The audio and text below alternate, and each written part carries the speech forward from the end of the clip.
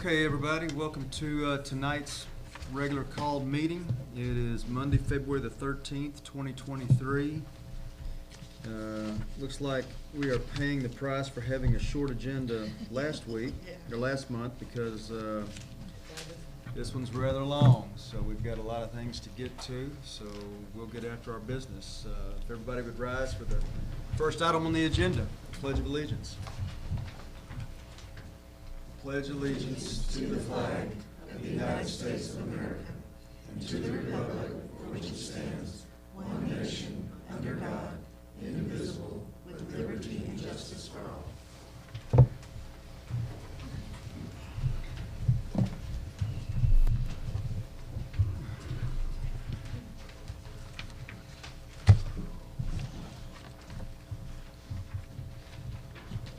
All right, under the public comments tonight, we have a couple of folks who've signed up under items number 11 and 16. So, Ms. Carroll, where's Ms. Williams?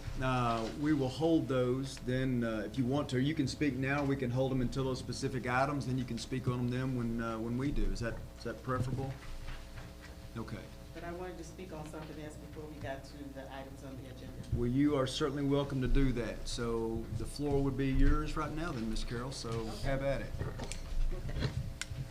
I'd like to say good afternoon to the councilman. And the things that I want to talk about is the community. And I've talked to Councilman Henderson about this, and I just met today Mr. Estrada. And he and I are going to be doing a lot of conversing about the community. The main thing that I want to talk about is the cleanup. There has been some people dumping things in the community right beside Pleasant Hill Baptist Church. There's a tire there and some broken furniture somebody has dumped in an open field. And then across the street where the housing is, in the open field over there, somebody has dumped a mattress and other items from their homes. And I think they need to be moved because we want to have a clean neighborhood over there. And I was telling Mr. Estrada about there's a lot of things that's going on that needs to be corrected, such as the debris that's going up and down the street, people that's leaving all this stuff outside of their homes but they can't use anymore, they get rid of it. And I was telling him the trash pickup is Tuesdays and Fridays. And then in April, it's a citywide where you can dump anything you want to that you don't need around your home. And I think people need to start paying attention to that because we want our neighborhood to be just the same as everybody else's. And the last thing I want to talk about is the animal control. We have animals that's running just freely. They do not belong to anybody. There's cats and dogs. And every morning I get up, I have to clean off my driveway and my sidewalk because the animals are coming and they leaving their footprints and they're dropping their little drippings around too. And I think that's really bad. I've talked to the animal control guy, but the animals haven't been picked up. Some of the animals, the dogs especially, when you pass by, they be running at your car trying to bite the wheel of the tire. And one of them, somebody has accidentally, I would say, broken the foot of one of the animals, but they're still there, and I think they need to be removed. Thank you. All right, so Ms. Carroll, I think we can all easily agree with a couple of things you brought up tonight, and I know Paul feels the same way, Kevin, so thanks for bringing that to our attention. We all believe in a cleaned up community and we don't need strays on the street. I'm always curious though about cats. What do we do about cats? Because they're so daggum hard to, how do you corral a cat? Do we know what we're doing with, we picking them up? Can we move them?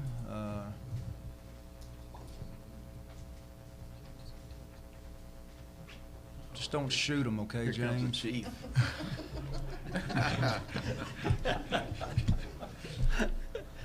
Council, Mayor. Rowdy, he traps a lot of cats. We get people from the country that they want cats around their barn, and we deliver them to them just to get rid of the cats. I know I carried 16 here. It's been a while back to a lady the other side of Gatesville. They just built them a big barn, and she wanted this many cats, so Rowdy trapped them. We carried them out there. And we do get a lot of requests for country folks to take the cats. The pound won't take them. So why won't the pound take them? They can't get rid of them. You know, it's a no-kill shelter. So everybody understands we have an agreement with the Waco Animal Shelter. That's where our animals go because it's expensive and there's a lot of liability that goes with it, so we have a deal with them. There's also a group in town, I know, the Pet Patrol or Paw Patrol. Paw Patrol, That they picks go them up back from and time forth. to time, yeah. Rowdy's tried to work with them. Yeah. They splintered off and 2 or 3 different people running it. And he's worked with them. They do provide him some food. He recognizes where animals go and he makes an effort to return them home and take care of them. He does a lot of that.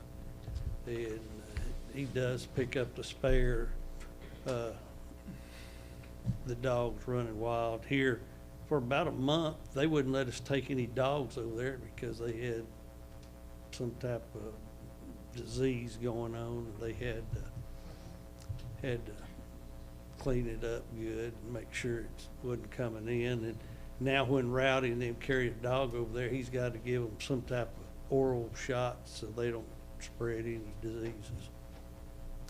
And he's thrilled about that. Cargo.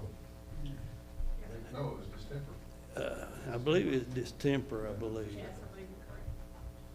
So in the meantime, the animals just gonna run freely? If he has to go through all of that, the dogs and stuff? We just make sure, we make sure that they don't bite anybody. If they're aggressive, they'll take them.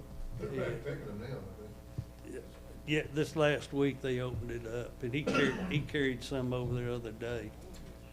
Of course, they were fighting dogs too. They were fighting each other. So we think it's back open now? Yes, sir. Yes. Okay, well, One of the main things about an animal call is to call right then, real quick. It makes a lot of difference being able to get to the area while the dog is still there. A lot of people don't realize how wide range that a stray will have. So the quicker we get the call, the better we can respond. However, you've only got one officer, and he does pretty good, but He We'll try to does do better. extremely well. okay, well, Kevin's right. If he's good, let's keep him busy and try to do better. Is Waco the only, I know it's probably the closest shelter, but What's that? is Waco the only shelter that we deal with? Man. He dogs are a lot harder. But he usually takes, Okay, so we'll come back to you, Ms. Carroll and Ms. Williams, on items 11 and 16 as well, but please remind me if I forget. Let's move to consent agendas. Item 1A, consider approving minutes of council meeting held on January the 9th, 2023. Those minutes were in your packet. Are there any questions or comments about those minutes? I'd like to make a motion that we approve the minutes. There's a motion, a second, to approve the consent agenda, being the minutes under item 1A. Any other questions or comments? Hearing none, all those in favor say aye. Aye. All opposed, no. That motion carries. To item 2 is discussion and possible action regarding approval of change order number 1 for the rodeo water tower improvements project as recommended by Walker Partners. Jacob Benson is here to talk us through this. Good evening, Mayor, council members. So this change order is for the Rodeo Tower water line improvements projects that got kicked off probably about the end of December. As part of that project, we're going to be tying into an existing City of McGregor water line, obviously to provide the new water line with water. The issue that we've run up against is that based on our Walker Partners survey, meeting with city staff, and some type of record drawings that we had at Walker Partners whenever we originally assisted the city in installing that 12-inch line, gave us the indication that the dead end of the 12-inch line was in a certain location, which it's actually a little bit further away than what we expected. So this change order is for a couple of different things, but the main item being additional 16-inch water line that we're going to need to install to be able to tie into that 12-inch. So the total of the change order is $79,710.20.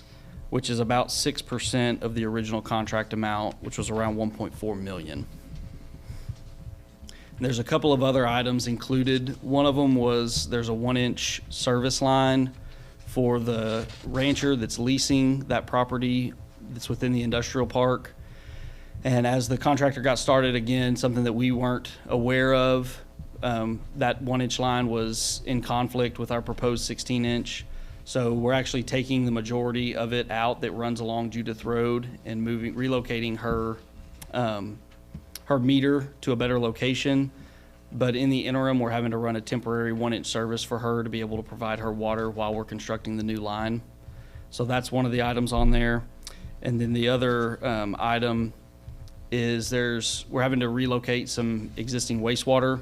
And as part of that, we're setting a new manhole.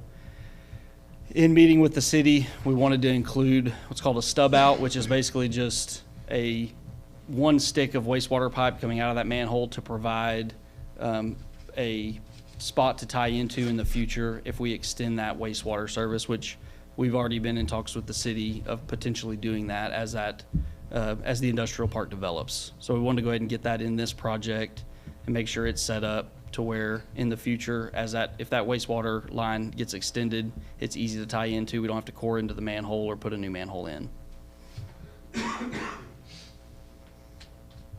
And the money's gonna come from where? Just part of it, huh? We will run into this kind of thing out there a lot, simply because there's no way of knowing everything that's in the ground out there.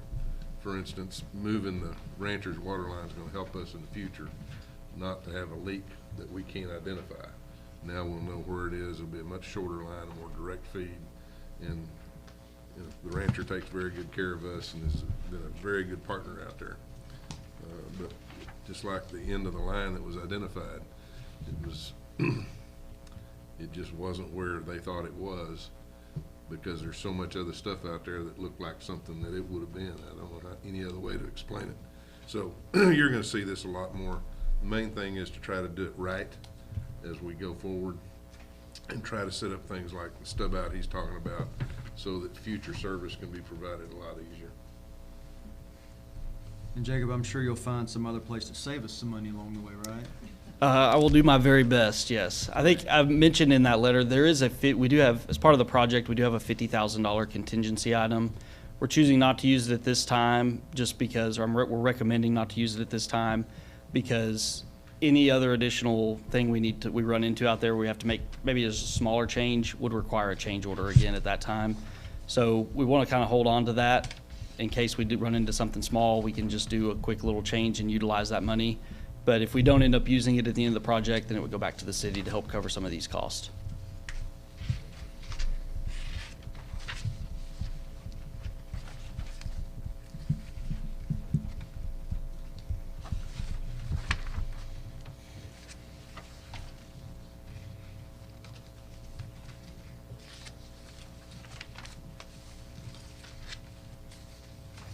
Anybody have any questions of Jacob or Kevin?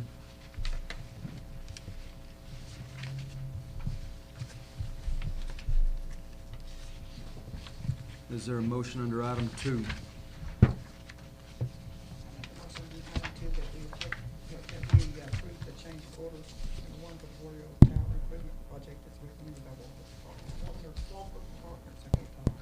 Sorry. Yeah, sure. There's a motion and a second under item 2. Any other questions or comments? Hearing none, all is in favor say aye. Aye. All opposed, no. That motion carries to item 3. Thanks, Jacob. Is that all you got tonight? I will stick around for a little bit. Okay, all right. Discussion and possible action regarding approval of ordinance O-02-2023, an ordinance authorizing the issuance and sale of City of McGregor combination tax and revenue certificates of obligation. Oh, I'm sorry. I did. We're not doing it yet. So item 3, not 4. 3 is the discussion and possible action regarding approval of emergency management service agreement between Coryell Memorial Hospital and the City of McGregor. Mayor, we're gonna table that for tonight, please. Why did I know that? Well, because I forgot. I've actually got it sitting here, but they are not ready to proceed yet, and have asked that we hold off until March. Is there anything to talk about it while we've got it on the agenda? Not really. Okay. It's really pretty straightforward. Okay. Okay. So there's no action to take under item 3, therefore we'll just pass it, pick it up another day. Now to item 4, which is discussion and possible action regarding approval of ordinance O-02-2023, an ordinance authorizing the issuance and sale of City of McGregor, Texas combination tax and revenue certificates of obligation, Series 2023, levying an annual and ad valorem tax and providing for the security for and payment of said certificates, approving an official statement, providing an effective date, and enacting other provisions relating to the subject.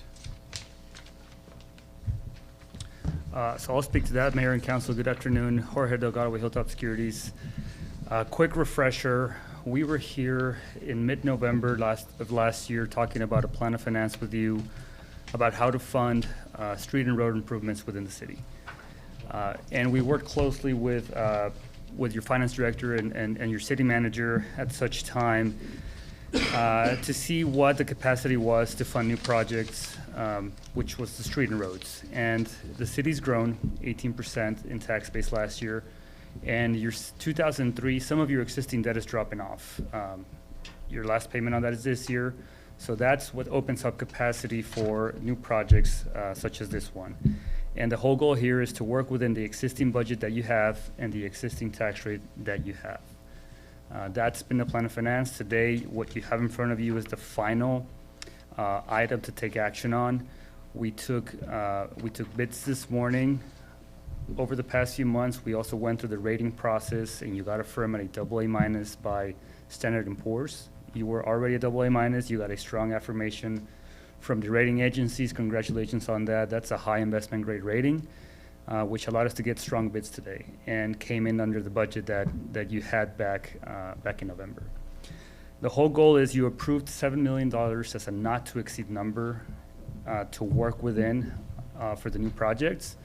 We were looking at a $6.5 million last time we spoke. Rates moved in our favor, in the city's favor, over the past few months. We were able to maximize the full $7 million going to the city should you move forward today.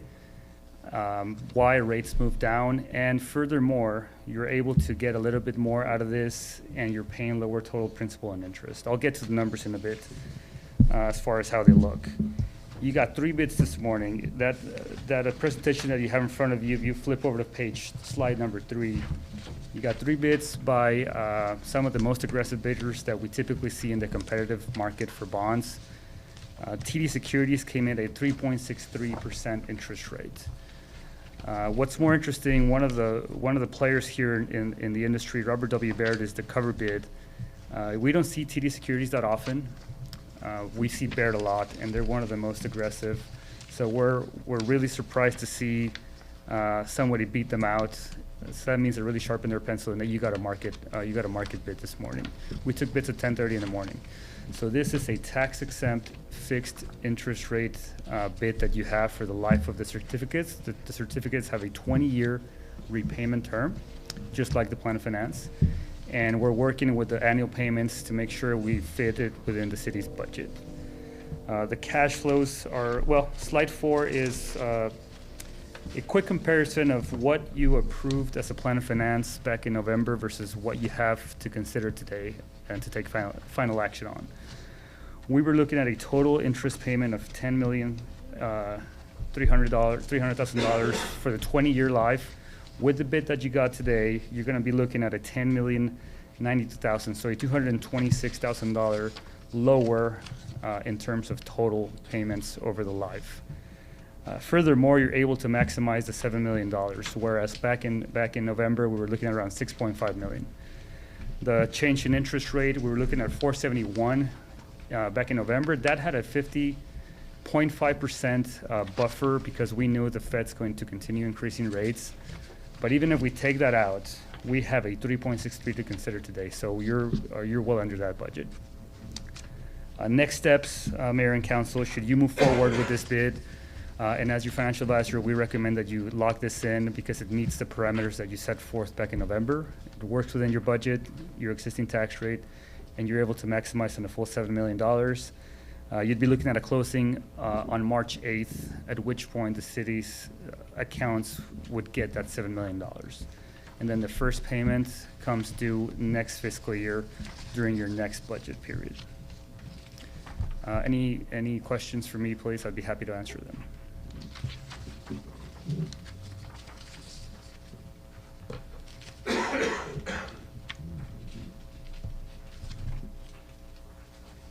The first payment would be October 2023. 2024. Right, so we're working this so that it hits your fiscal year 2024. Because you've already set a budget last year for this fiscal year. And you mentioned there is the, you said the 2003, or was it 2003 or 2005 series that's rolling off? Your 2003 series are rolling off. So you have your last payment in 2 days. This is the 15th of February.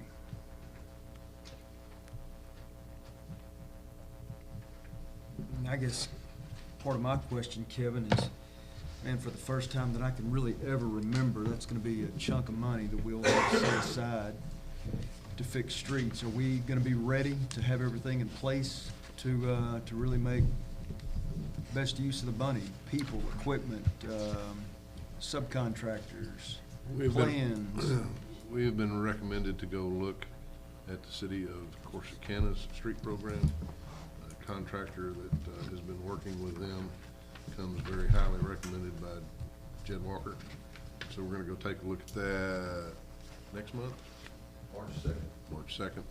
And we'll come back to you with kind of what we've learned, what we're gonna talk about, how we're gonna proceed.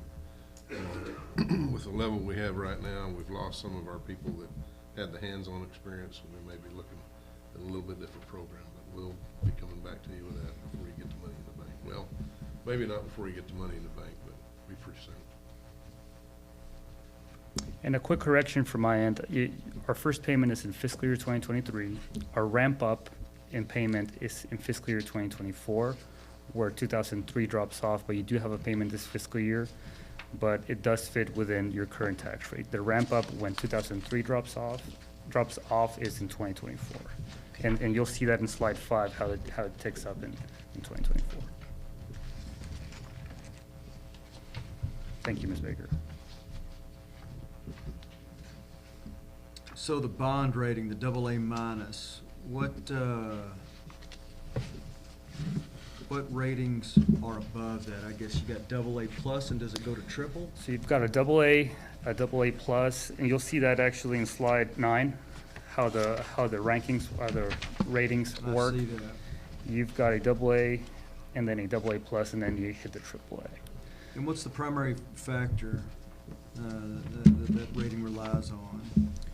So they've got, the rating agencies have a large criteria of what they look at, and they like to see well-diversified revenue streams or concentration of taxpayers. They like to see population, they look at wealth per capita, they look at your growth in tax base, your overall debt burden, your management practices that you have in place. The report here, I've got in front of me, I did a quick summary in the slide after that, but they certainly look at what would have to happen for an upgrade. Typically, when they assign a rating, they don't expect to change it within the 2-year horizon, but they do tell you, here's what would have to happen for that upgrade to be something that they start looking at. Certainly, growth in tax base is one of them. Diversification of revenue, meaning diversification of overall taxpayers within their metrics. They also look at downsides. Again, a AA minus is a very high rating in the grand scheme of things, and it's what attracts this type of bidders. We're gonna take a run at a rating here in the next year or two. I think the diversification of your tax base out there in that industrial park is gonna be a good lead for us. Jim said he'd make that happen. He did say, and you know, that conversation did came up during the call, Mayor, and, you know, again, that's a good case to make now that you have more and more diversification in your taxpayers. It's becoming more and more for a reality to request a double A. You know, we request it every time, but, you know, they do have their own credit committee that finally ends up with their decision.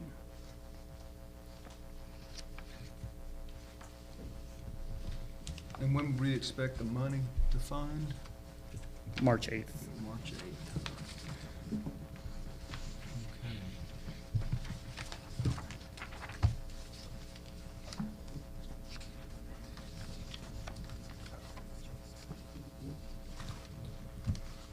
Anybody else have any questions for Mr. Delgado? I think the majority of our questions, Kevin, will probably be left for you and Chad over the next few weeks, months, as we all make sure that there's a plan in place that we all like and ready to see what the plan is you guys come up with, how to best use the money. Yes, sir. It feels like it can really, Jacob will be a big part of that Yeah. equation as well. yeah, it feels like I can make a long and lasting difference around here. Thank you, Mayor and Council. Yeah, thank you, I appreciate it. Thank you, Jorge.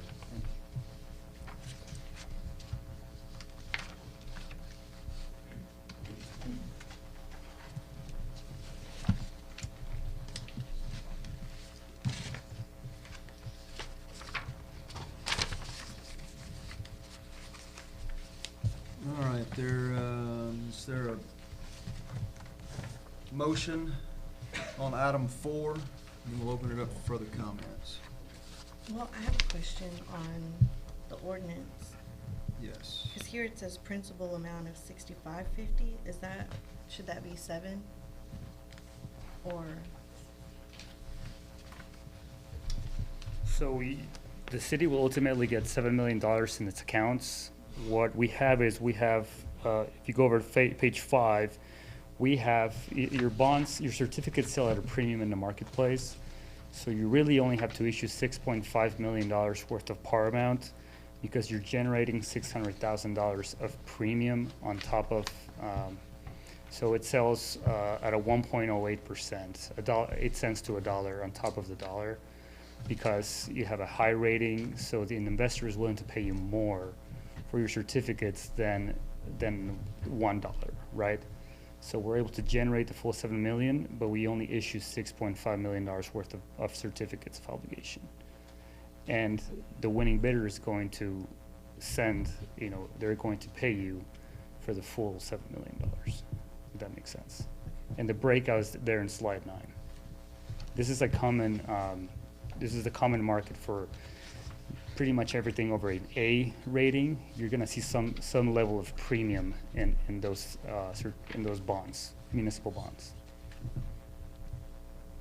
You mean slide 5? Slide 5, yes, sir. Sources and uses of funds, you'll see 6.5 plus 600,000 of premium, and ultimately the city gets $7 million in its account.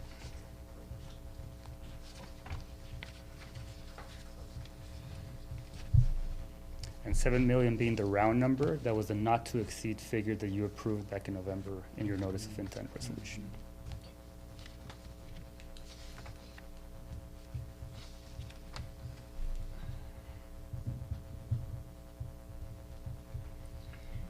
and then, so I have another question.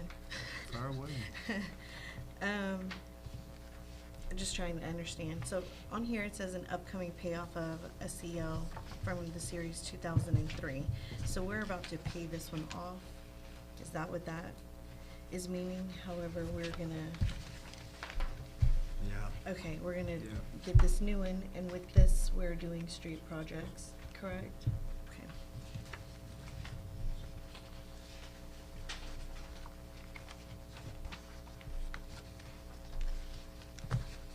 And it's roughly about the same amount that we were paying previously for the other COs? Or is it less, or? Okay. Talk about Dollar amount per year.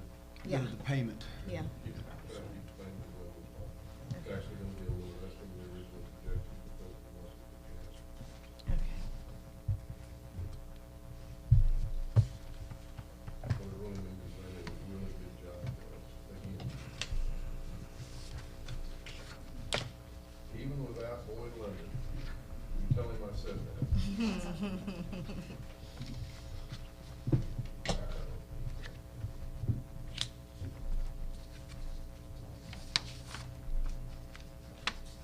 Other questions? Are we still gonna be using some of the grant, the, I forgot what they called It's it, the COVID American money. Rescue, yeah, funds too? Okay. I think they finally got the clearance on that. We have to have a meeting with Jacob yet, Okay. and then we're ready to rock and roll after that. We have a committee for that though, right? Yeah, are we gonna have another committee meeting to discuss it, or is that? Yes, as soon as Jacob and Carolyn get done, we'll have you in before next month. Okay, great. Okay, Jacob. No, I'm just kidding. It's all Sounds on you, good. Jacob. Those are all my questions. No pressure. Is there a motion under item 4, and you can just name it by ordinance number?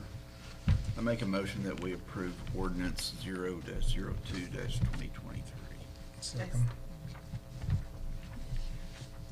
There's a motion, a second, under item 4. I think most of you got an email today from Mr. Failer. The question is really not on topic, but all of the council has it in front of you. I'm sure you've seen it. It's noted that it'll be made part of the minutes of the meeting. Are there any other questions or comments regarding item 4? Hearing none, all those in favor say aye. Aye. All opposed, no. That motion carries. To item 5, which is to hold a public hearing on application for bed and breakfast facility or short-term rental for 609 West 6th Street by property owner Rafael Salinas.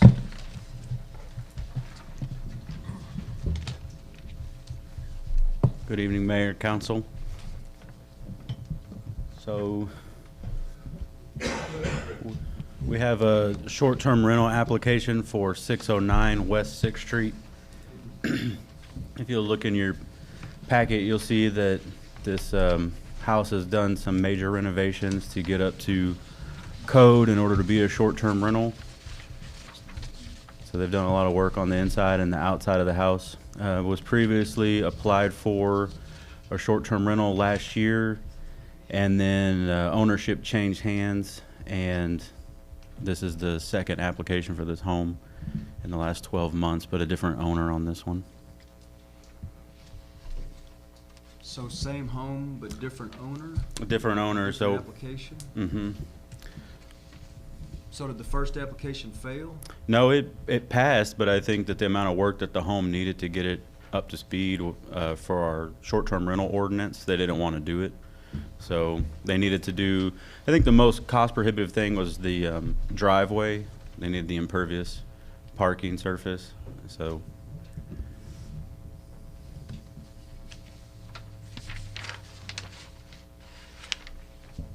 Okay, anything else on this, Brian, before I open it up to the public comment?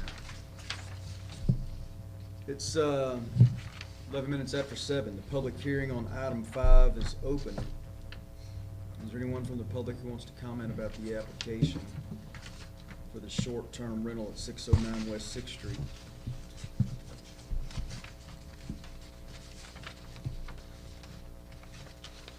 Hearing no comment, the public hearing is closed at 7:12.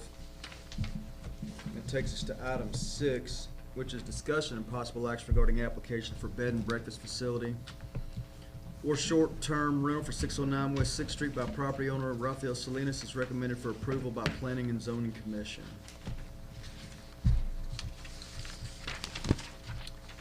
Well, I'll make a motion that we approve their application for short-term rental. There's a motion, a second, on item 6.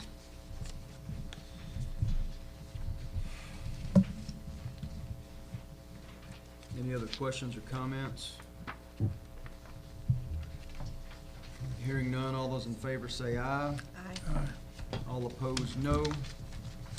That motion carries.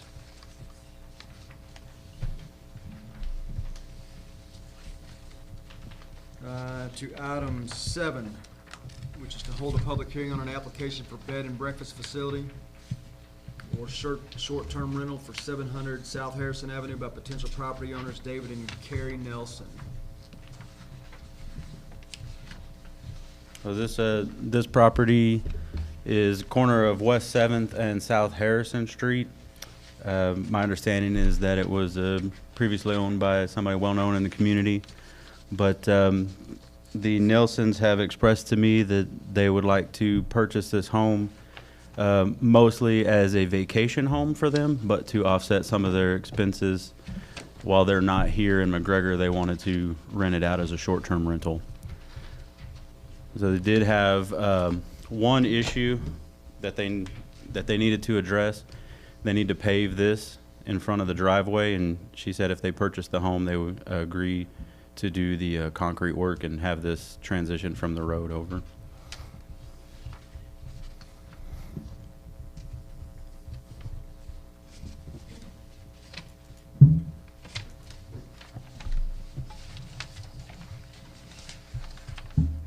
So Kevin, prior to the public hearing, let's talk about the issue that we have with the 500 feet radius in another property. On 6th Street, there's a property that was approved 2 years ago. I was mistaken on that in my email to you, Mayor. It was, I believe she has been operating it for 2 years, at least 2 years, but she did come that full house meeting that y'all had in April.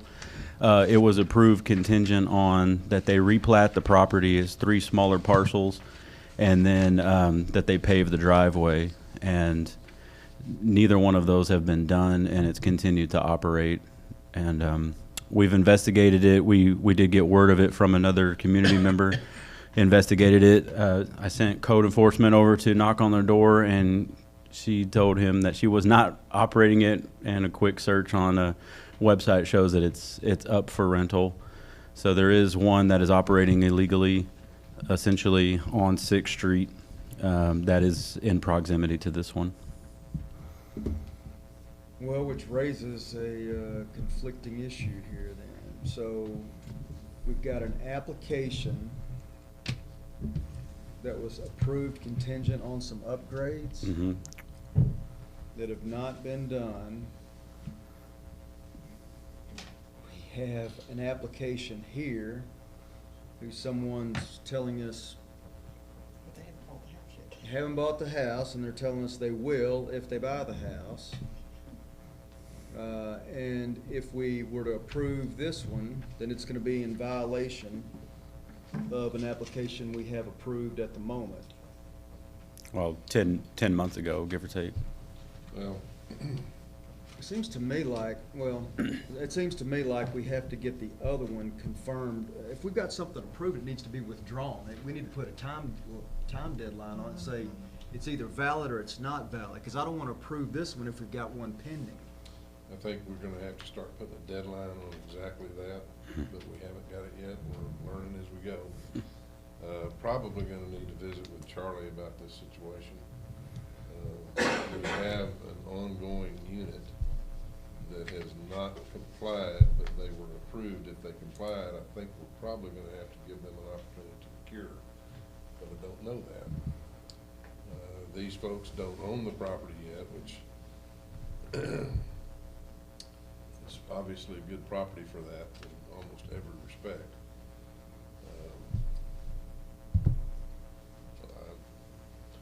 If I were to say what I think we need to do, I think we need to talk to Charlie, and probably, if we don't have anything we can look to that says otherwise, we have to give them an opportunity to cure on the one that we've already approved. And probably write a letter that gives them so many days. And by the way, in the process, we found 2 more in town that we think are operating. Correct, yeah. We have 3 we believe are operating that have not.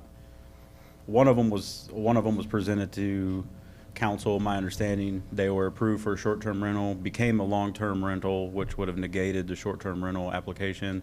Now it's back to being a short-term rental. And then the other one has never been presented at all, so.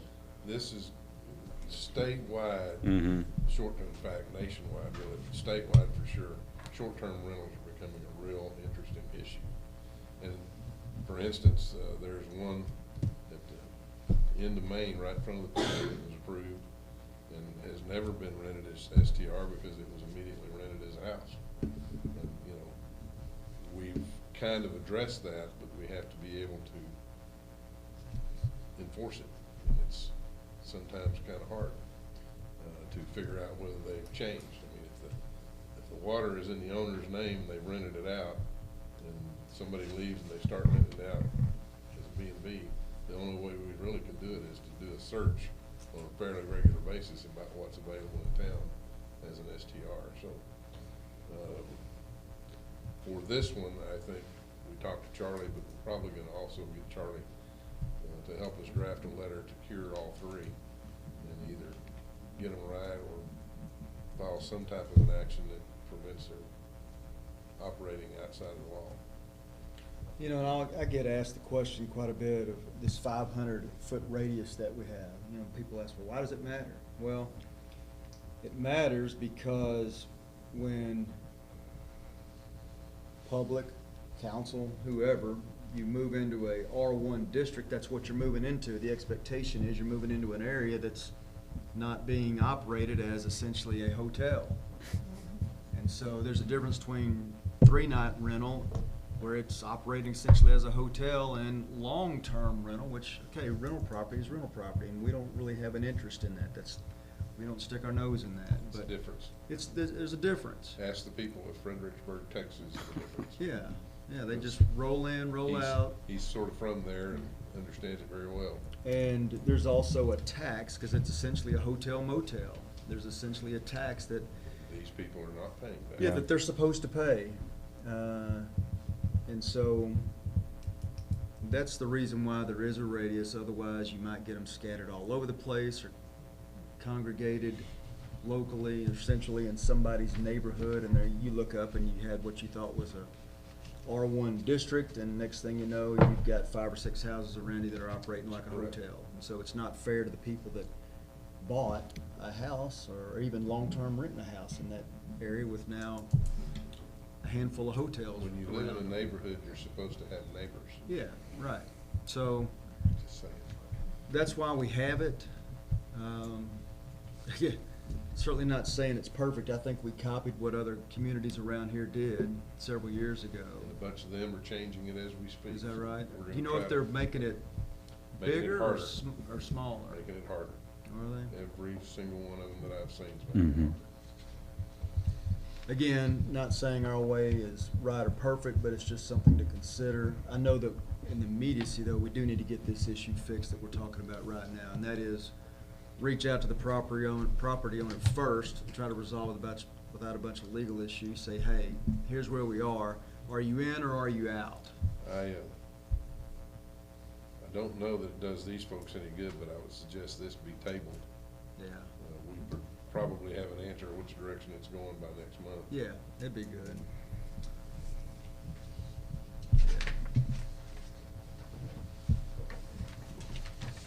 Okay, so council, everybody understand what we're gonna do with 7? Everybody okay? I tell you what, let's go ahead and open the public hearing. There's no harm in opening the public hearing. So it's 7:20. Public hearing is open on item 7. Anybody want to comment on that?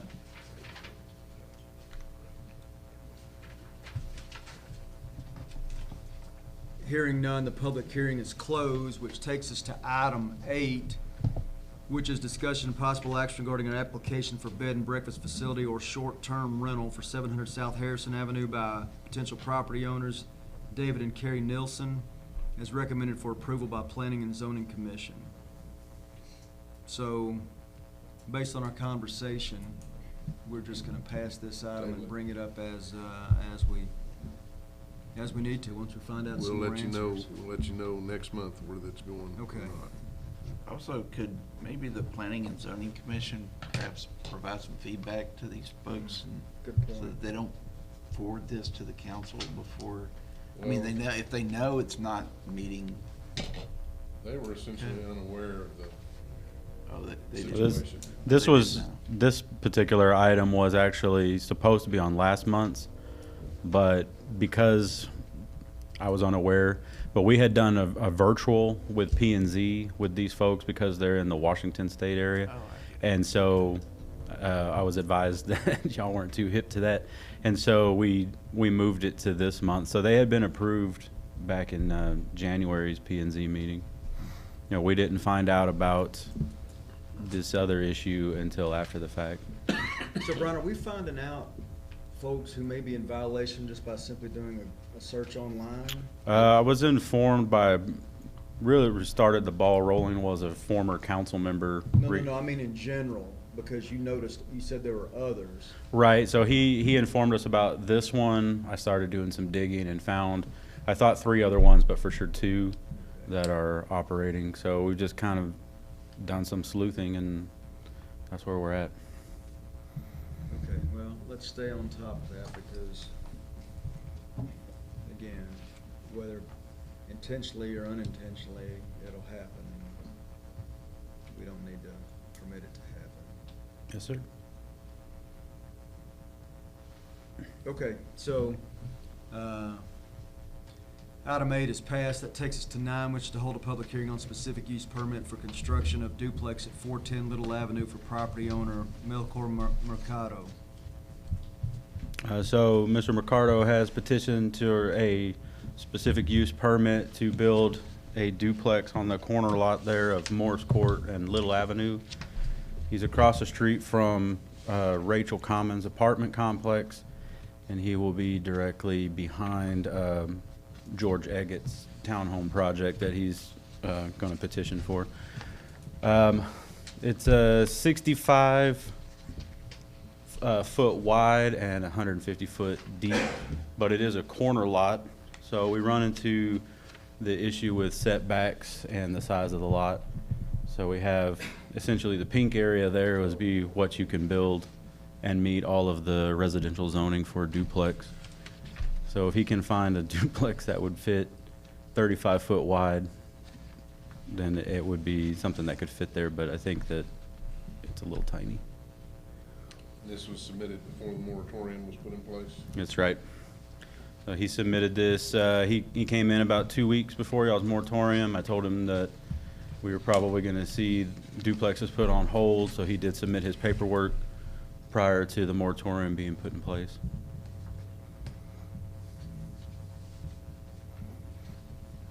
P&Z said, P&Z did not approve this one. They denied the specific use permit.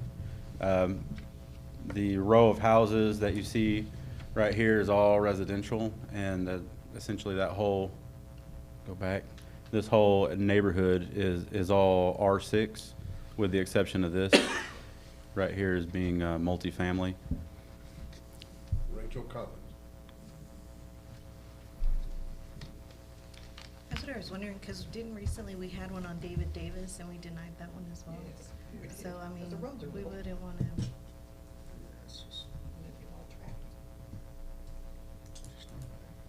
Anyway, let's open the public hearing. So the public hearing under item 9 is open at 7:26. Anybody from the public want to comment? Hearing nothing, the public hearing is closed.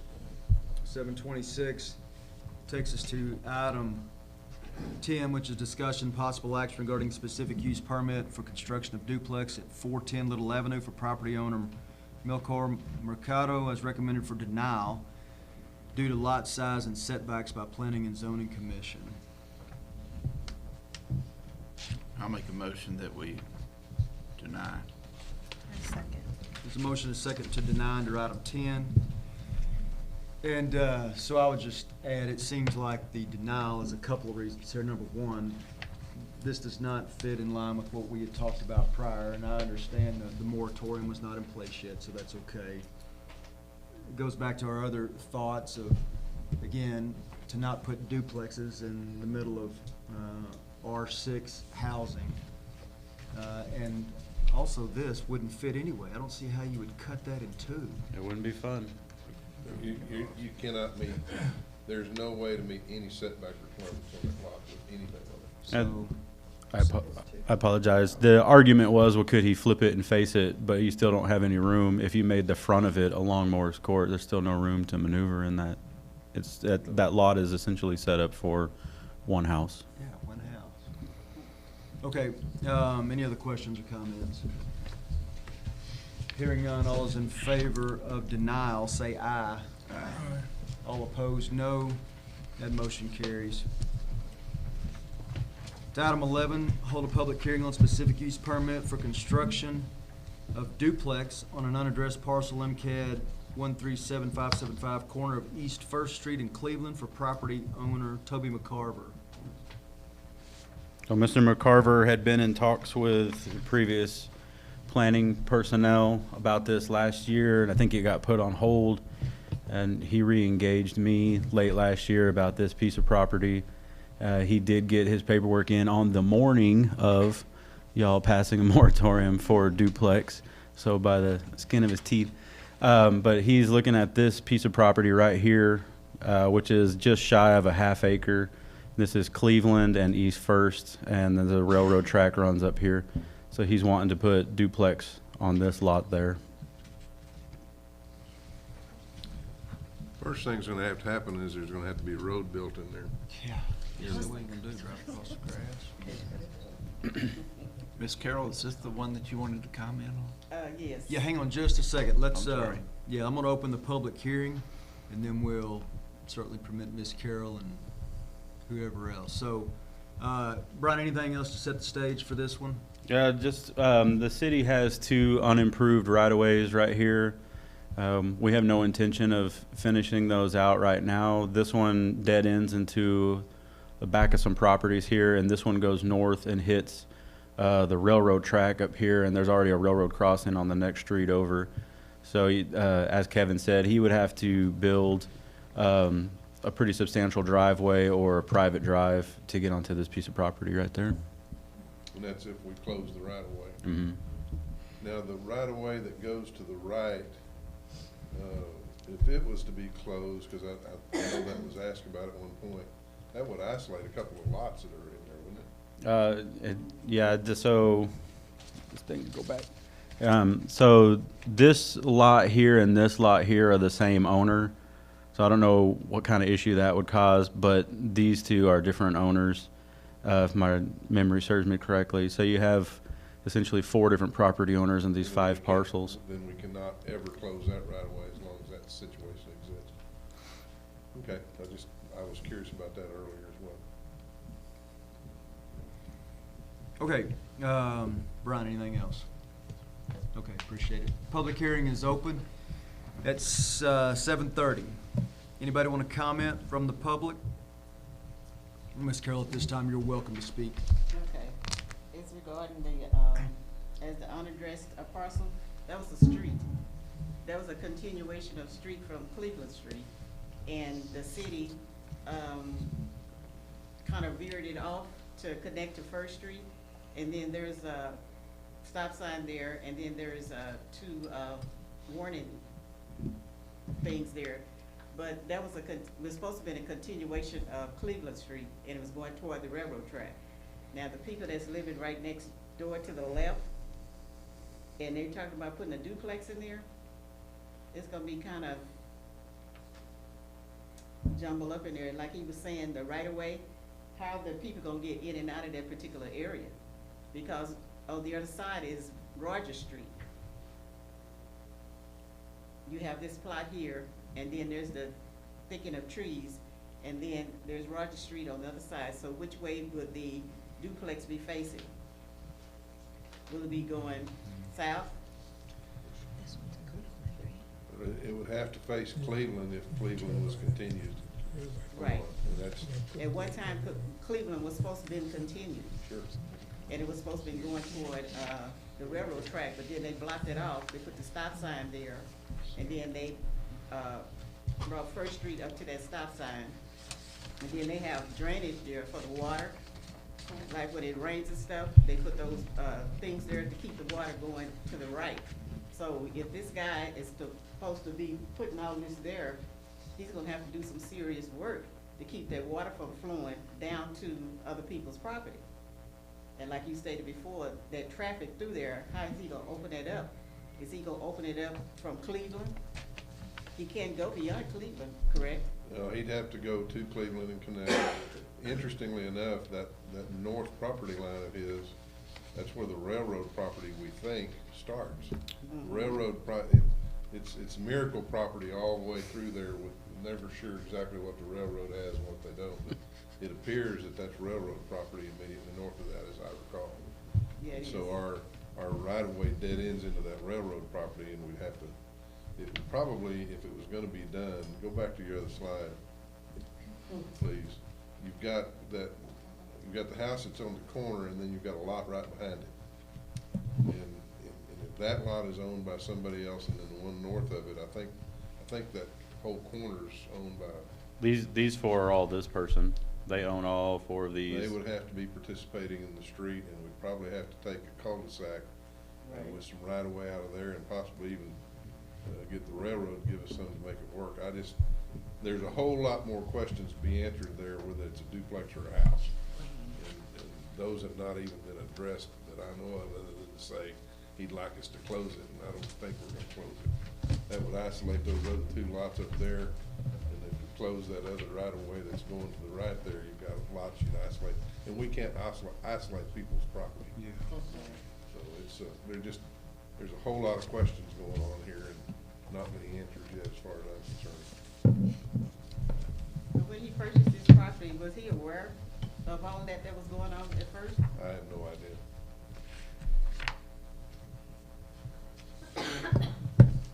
Because it's a lot that's attached to that, and, what he has to do as the, owner of that particular land.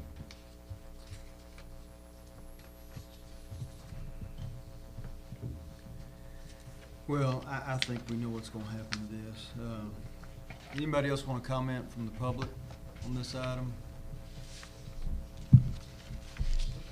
Hearing none, the public hearing is closed at 7:35. Council under item 12, discussion possible action regarding specific use permit for construction of a duplex on an unaddressed parcel in MCAD 137575, corner of East First Street in Cleveland. The property owner, Toby McCarver, is recommended for approval by Planning and Zoning Commission.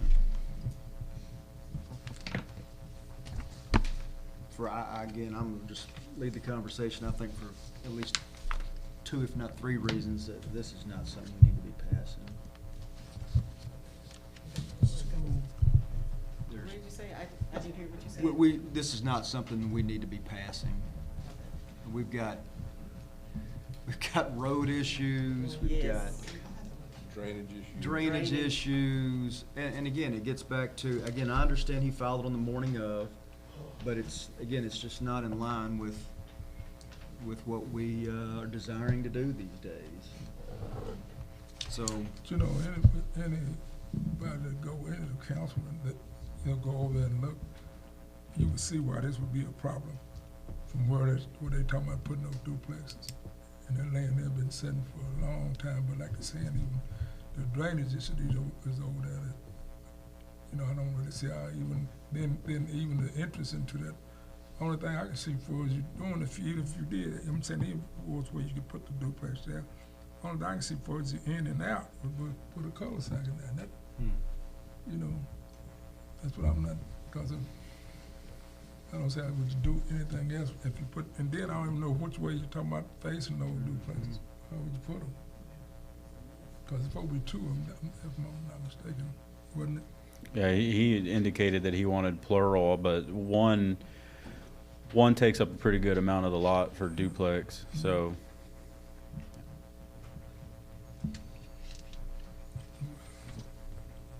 I mean, I'm saying with you, I don't see why we should approve this.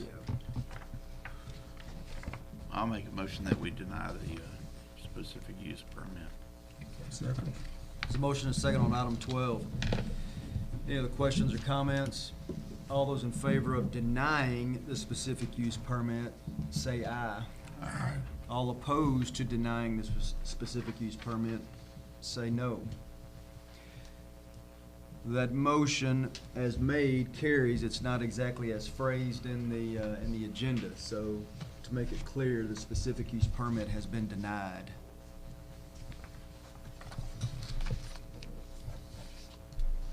Item 13, hold a public hearing on zoning change of 8.263 acres on Johnson Drive for the development of a 90-bed skilled nursing facility by Pebblebrook Realty LLC.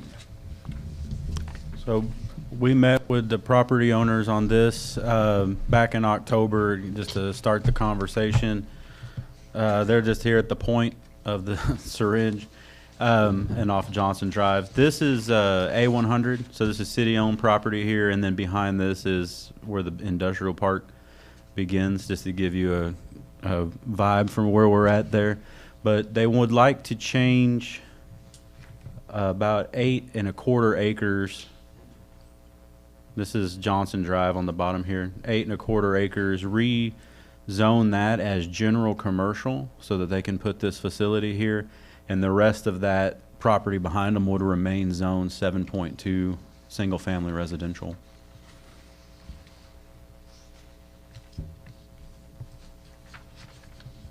Do we have any elevations or anything on this property? This is just for zoning Yeah. specifically, but I think next month we'll see preliminary plating, so we'll get some more of that. 90 beds, huh? Mm-hmm. It's a pretty good size. The gentleman that is going to be running this is not his first one. There's a representative from Pebblebrook here tonight if y'all have some questions on that, but yeah, can I give you a look like that's what it would look like from Johnson. Has a There you go, that's what I was looking the for. front with the portico, and they're this is just to give you an idea of what they're doing, but tonight is just for the zoning change. So who's the representative? Yeah, I'd be happy to hear what you got planned on doing and. Sure. Well, my name's Will Davies. I'm with DFD Architects, so I'm the architect. Okay, okay. The operator who we have worked with in the past, they own quite a few nursing homes around Central Texas. So this, Brian was right, this is not their first rodeo. Oh, I'm sorry. I'm not very good. They own another facility in the Waco area right now. Actually, I think a couple in Waco and then several others around that part of the state. They have found that there's a need in this community for additional nursing home beds, and that's what is bringing them here.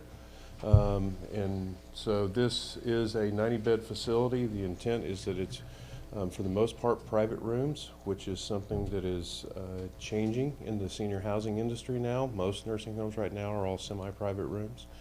So this would be a nicer facility than the old standard nursing homes. So you familiar with what we have across the street? Mm-hmm. Yes, it'd be different than that then, right? That's the plan, absolutely. So this is more of a assisted living or? Well, this would be licensed by the state of Texas as a nursing facility, not Okay. an assisted living. Okay. It's gonna, I mean, it's still a nursing home, but the goal is to make it look and feel more like an assisted living, which is where the entire industry is going anyway. Okay. Anybody have any questions for this gentleman? Is this the, Absolutely. Yeah, as licensed by the state of Texas. Mhm. are these the same people that built out on Loop 360? Or over across from Hillcrest Baptist, or Baylor Scott and White? No, sir. They're like, Not that I'm aware of. I No. don't- Okay. There's. I know there's quite a there's few out two there, newer so I'm not ones. sure. No, the one that they have in Waco is about 4 years old. Oh, okay. So, and they didn't actually build that one, they bought that one, Okay. after the previous owners sold it to them. So for comparison, anybody know what's across the way at Westview Manor? How many beds? Anybody know?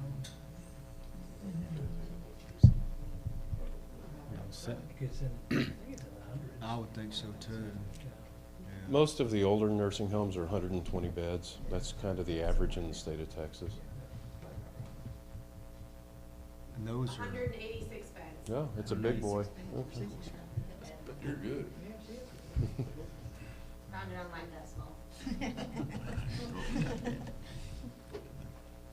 Okay, anybody else have any questions for this gentleman or the public hearing? Anybody? If it's skilled nursing, does that mean they're not going to call the ambulance every 5 minutes? Oh, come on. Can't really, I'm the architect, I can't really answer that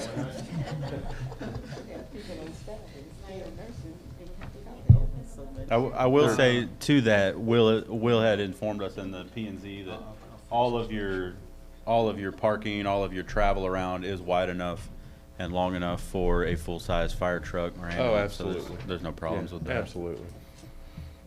Even the portico, correct? You can pull underneath? That's correct. No. All right, so just to make sure the public hearing is open. Anybody else want to comment under the public hearing? I would like to. You bet. Have at it, sir. Please take the microphone, though.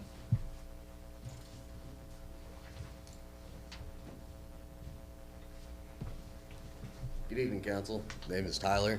I live across the street from where this is planned to be. While I will say it is a very good-looking facility from the pictures that I showed, I do object to its location, being the fact that it is a neighborhood area across the street, and there's going to be, as the gentleman back there had said, we do get a lot of ambulances that go by, understandably, and I have a feeling that with another facility right across the street, that it will continue to just increase. There's been a lot of work in that area, housing-wise, mine included, on increasing the value of a home, and I have a feeling or a concern about a facility like this across the street as lowering my property values that I have been trying so hard in the last year to increase. Another concern of mine would be, it would be more traffic going down Johnson Street. And pretty much from what I can tell, as far as that goes, it looks like there's going to be a lot of headlights going right into my bedroom window and that of my child. And that is a big concern for me, on top of the noise that's already there. But the headlights is going to be something, especially during the winter months, that would be a concern.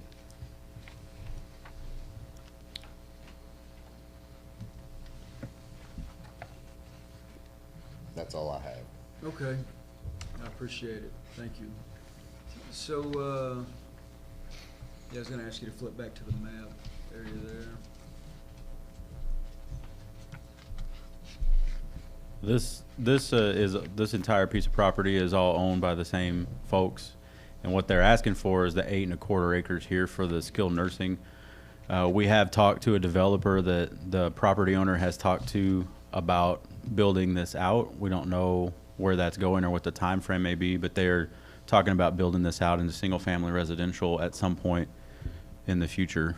So there's going to be potentially more traffic on Johnson sometime. We just don't know what that will be.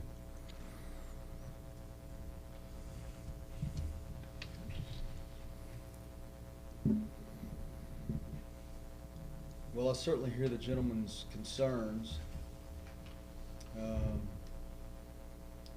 The only thing is, in counter to that, is Johnson Drive. I don't know, what is it zoned on the other side of the street?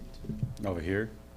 It's gotta be zoned, I believe that's R6, so this is 7.2, this is all 7.2, and then I believe this is 6 in here.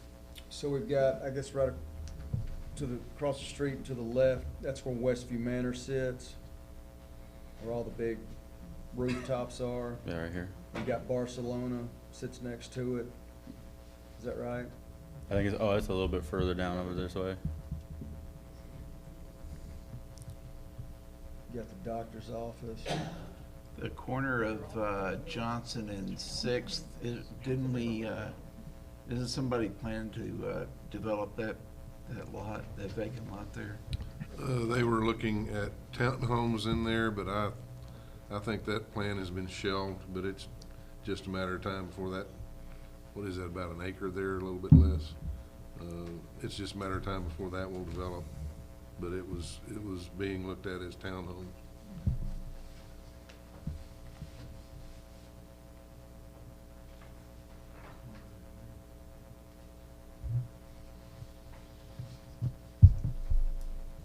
see with the gentleman that lives across the street from there with the headlights, the way, you know, if they were parked, you know, pointing directly across the street, that would definitely be a concern I would have also.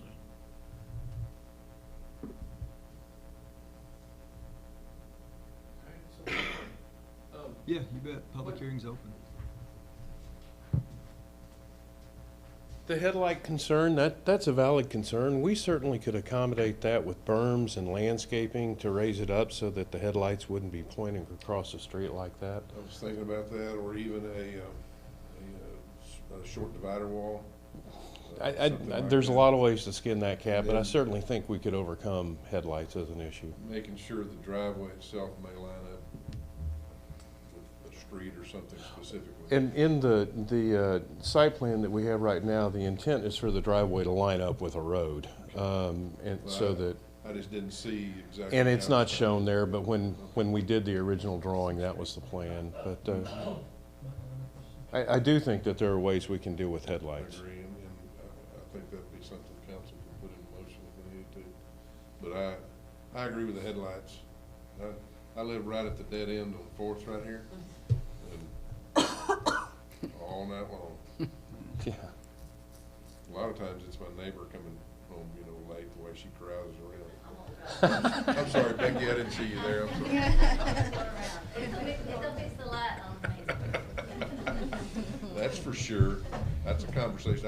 I had to run that red light the other morning because it never would change. I run it all the time. Sorry, man. Got off track there, I apologize.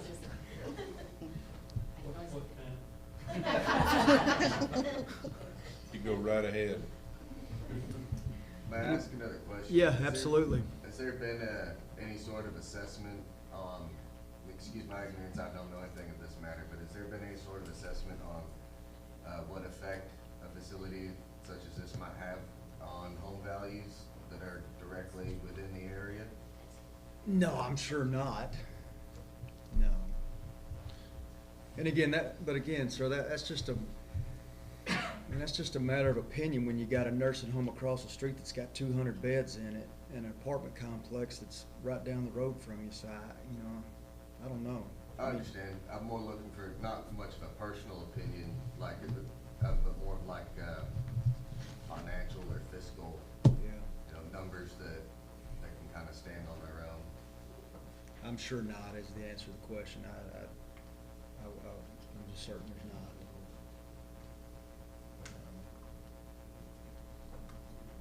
So this land is currently zoned at what? 7.2, single family. Single family. We annexed this 2 years ago.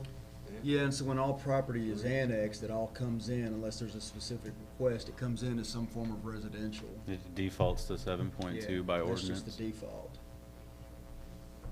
You have to give it something, and so that's just the way it comes in.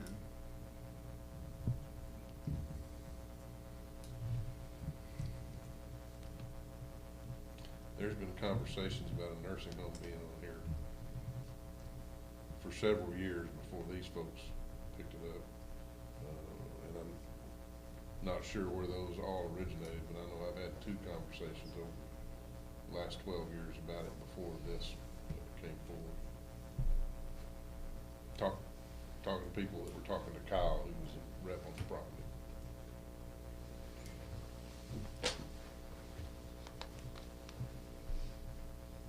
How are they gonna handle SpaceX?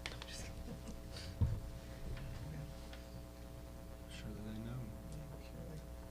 There's in Woodway, I can't tell if it's Woodway, Good or Waco, there's off Chapel Road, there's a really nice,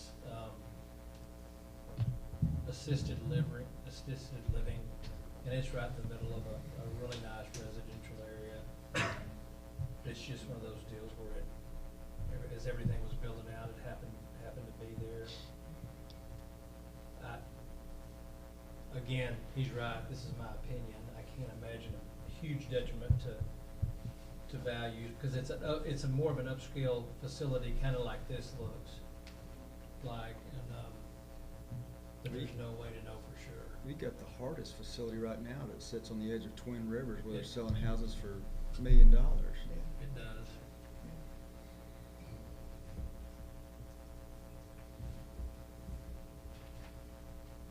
But at some point, whether it's residential or whether it's this or something else, we're gonna have increased traffic on Johnson Drive from something. Yep. That is a fact. There's a good chance when if it gets developed north of this, like they're talking about, that there'll be a four-way stop intersection there involved. It's almost gonna have to, from a traffic standpoint. But I'd have to get that one studied. We'd have to have a TIA on that when the time comes.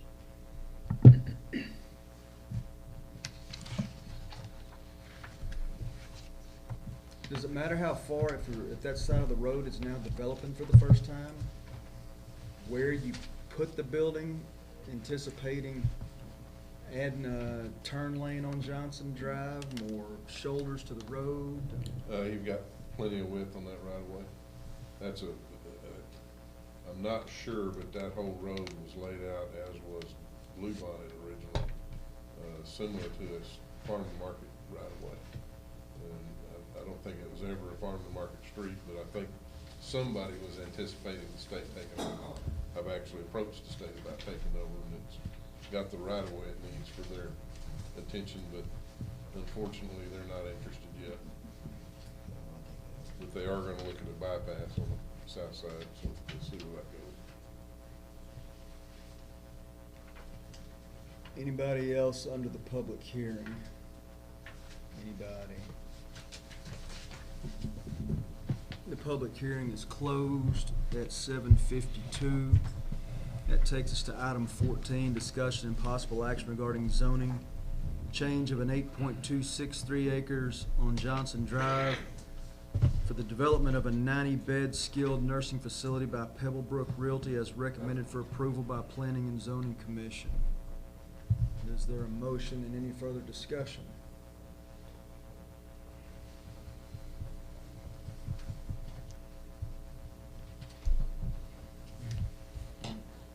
Should you choose to go forward, please put something in your motion about mitigating the issue with the headlights.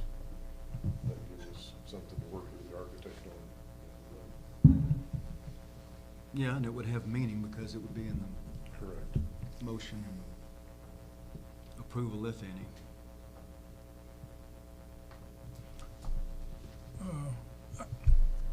On that, for the gentleman concerned, are you feeling like that all of those, or is it where some of those, as you try to alleviate some of the concerns that you have, or is it just you is fully concerned with every one of them that you spoke of, for not even trying to, move one way or the other for getting it done? I'm not opposed, completely opposed to the facility being there, if that is the question. I apologize, my hearing is not very well, but if that's the question, I'm not opposed to necessarily to the facility being in that location, but just some of the specific concerns that I had.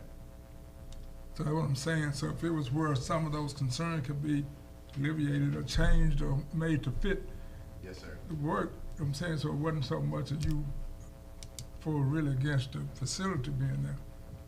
Am I correct? Yes, sir.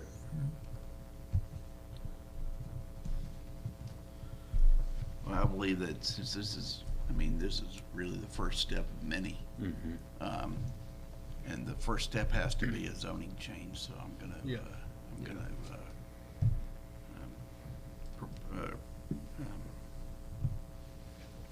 propose that we change the zoning for these 8.263 acres on Johnson Drive, with the caveat that we take a really hard look at the actual plans going forward to make sure that it doesn't disturb the residential area directly across the street.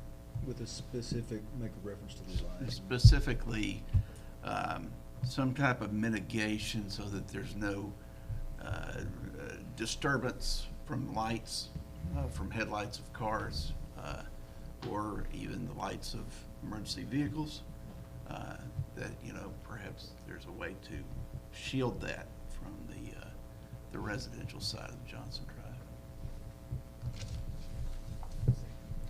There's a motion and a second on item 14 as modified. Sherry?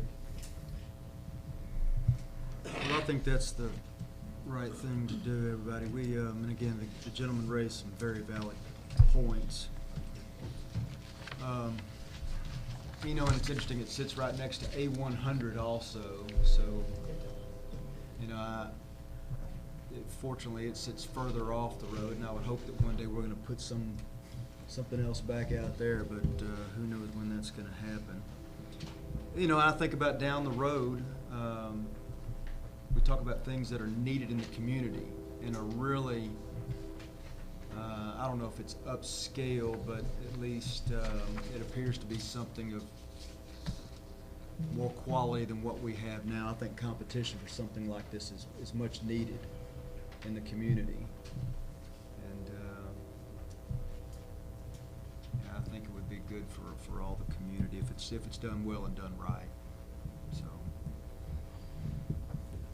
okay. Any other questions or comments from the council? Item 14. Hearing none, all those in favor say aye. Aye. All opposed, no. That motion carries.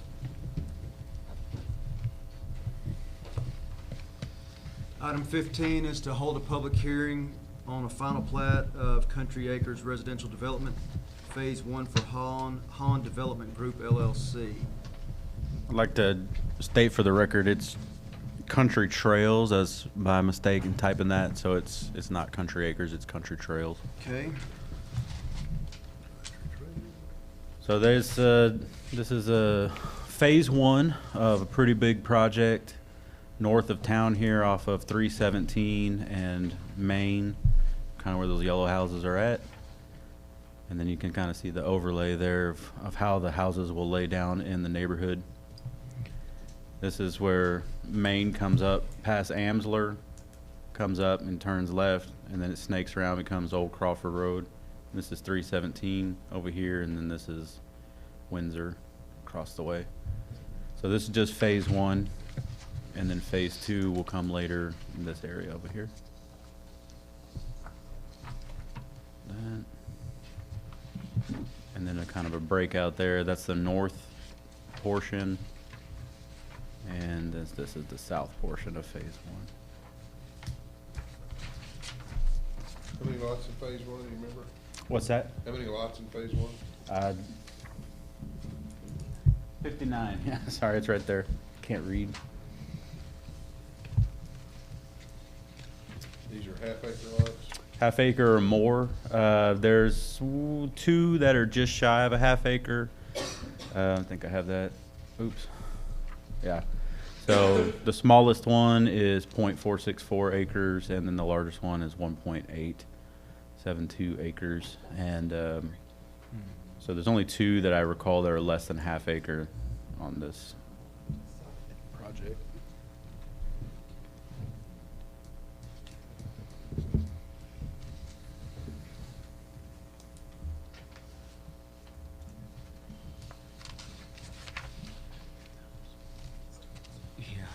So Kevin, with the final plat, we're getting pretty close now. We're gonna be ready to provide water, sewer, all those sorts of They're things? gonna provide water and sewer. Well, I mean, we have, well, I'm not gonna build a new Yes. sewer plant. We have the capacity to take these. Ready to go. Yes, sir. That engineer right there made sure of that. That was the first question we asked him. Yeah. Pretty excited about this. It's gonna be very marketable, I believe. Yeah, I think so too. And just for the record, I am gonna vote. I see that there's Herring names stamped across this in a few different places, the road and a few other things, that's being sold by some relatives of mine that I have no financial interest in, second, third cousins, that sort of thing, so. Yeah, I think all the streets are named after somebody in your family. Is that right? I think so. Don't they have an extra R? Yeah, well, that would be incorrect if it is. That would be my mother's last name.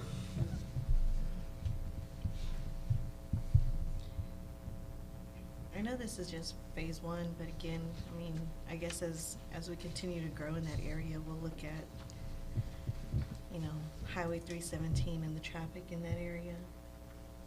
Do you want to talk on that? You bet, certainly. Is the public hearing open? No, Not so yet. let's do that. Thanks, Stephen. 8:03, public hearing is open.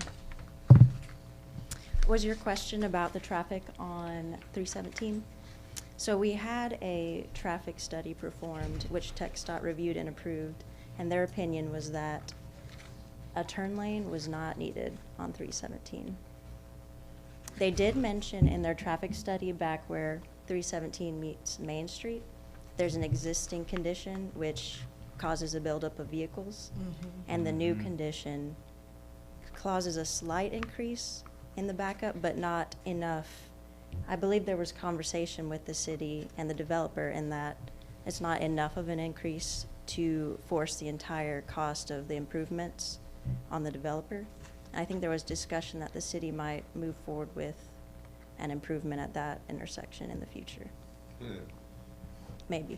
When somebody waves a magic wand and tells us how we're gonna make a four-way intersection out of a five-way intersection, that's gonna be a tough one. I know, and shouldn't the state fund that? It's a state The highway. state will fund a big chunk of it when it happens.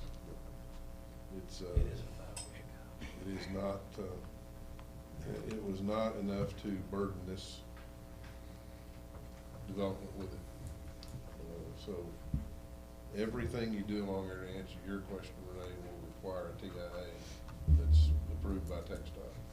And when their numbers say yes, it'll be a yes, or no, nothing will happen. So It's is that just- with the full development or just with this That was with phase the full one? development. So are any of these streets going out to 317, or are they all coming back to this Old Crawford Highway or whatever it is? No, you've got one main entrance into 317. Okay.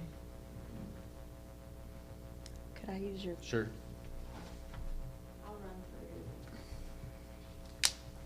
through. So the main road through the subdivision with no lots fronting it is this Herring Farm Street. There's a connection to 317 to a three-way connection here at Main Street. And I think it continues to be Main until it comes up here and where it turns to a different street name. But the plan is to make this a three-way intersection with stop signs. And then the stop signs over here will just be on Herring Farm. Now, that lines up with New Windsor, correct?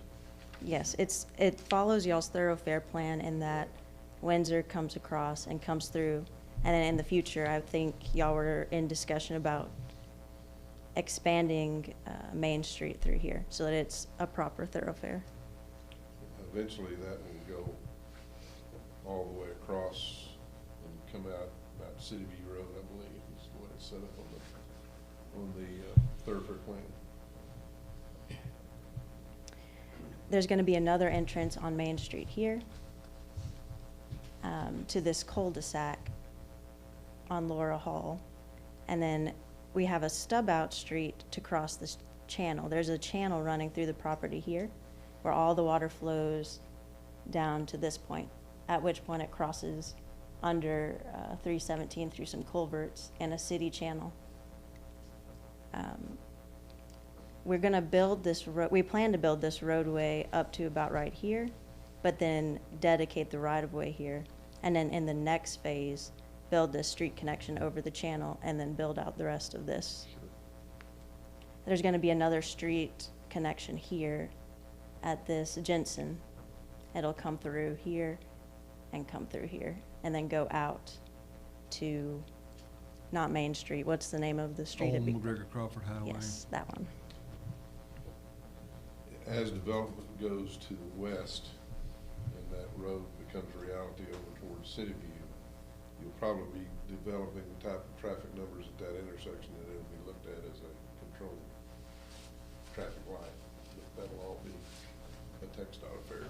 So, alleviate my concerns again about the water passing under that culvert and rolling right in behind Herring Heights back there. It's gonna be the same or same or slower than it is today. You think so? I know so, because those two people are paid to tell us that. All right, because that's a lot of concrete now instead of ground that's gonna be soaking it up. That's the difference. That pool down there, it's a retention area, detention. So where is it? Where's the detention pond? The very The bottom of The it? detention pond is in this area, and it kind of backs up into this. The Okay. channel comes into the detention pond around here, and then all of this can be considered detention. The outfall will be here at this point. Be a controlled fall, it's controlled outfall. It's gonna roll right into your ward, Renee, so get ready. We're planning on doing a water line extension along Main Street. Right now, it ends at Navajo Trail, which I think is this one. Yep. And so we're going to carry the water line all the way to this intersection and bring it into the subdivision this way, and also provide a stub out this way for a future connection. The sewer line is going to cross underneath 317, let me think. I think it's gonna go, where is it? Yeah. That's right. There's an existing manhole at Alamo. Yeah, okay. Or Goliad, one of those Texan names. And assuming final plat's approved, what y'all's timeline for you start pushing dirt? I received Jacob's comments a couple weeks ago, and we're in the process of addressing those. Once those are done, a few weeks, we'll start bidding the project, get public bids. That's normally a 3-week process. Sign the contracts. That's another month or so to get all the contracts in order. And at that point, all of the comments will be addressed. We'll have Jacob's approval, hopefully, and then we can start construction. They'll have to pull a building permit from the city. Start putting in the curbs, gutters, streets, all that kind of stuff.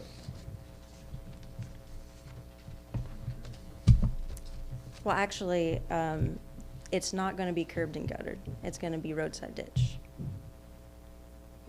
There will be ribbon curbs along the streets, correct? Yes, Oh, it'll be gotcha. asphalt with ribbon curb. So there will be a Concrete edge, right? edge, correct, yes.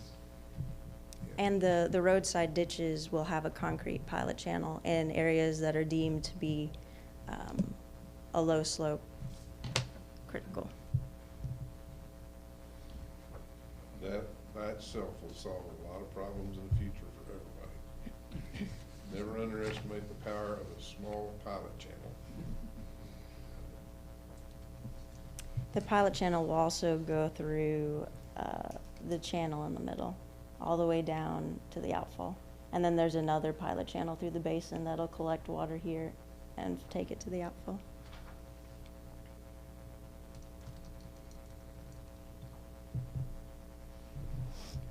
All right. Built by the same person? Or the different, are they all gonna look the same? Kinda tired of looking the same. That'll be up to the developer. They haven't filled me in on that, but I'm assuming they have a look that they're trying to get. for the entire He building. expressed that they want to go with a traditional, maybe craftsman style or something like that. And if I recall, they are not going to build all the homes, but they're going to control who builds the homes. More custom than Yeah. tracked. A higher end product, for sure.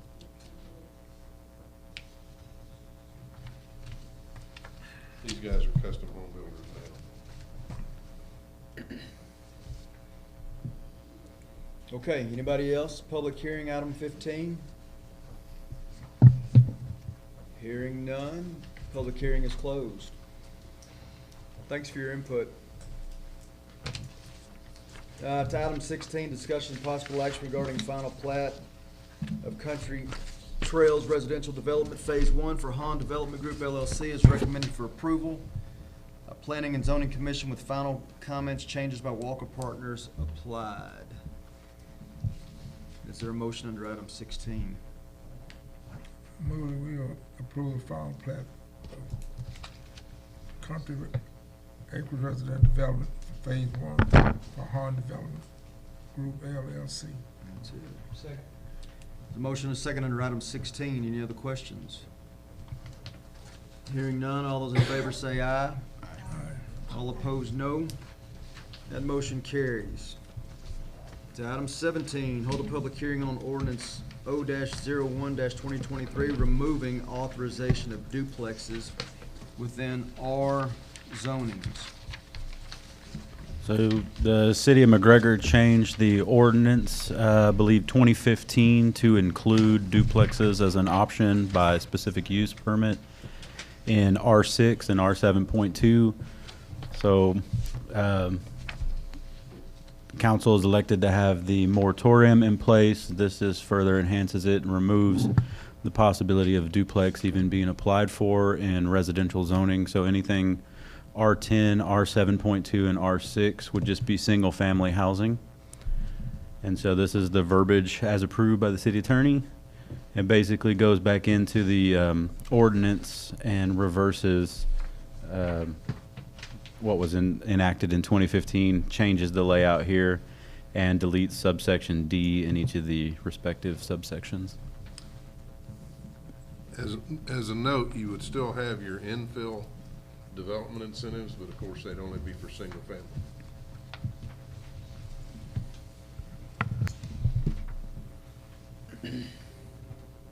Got it.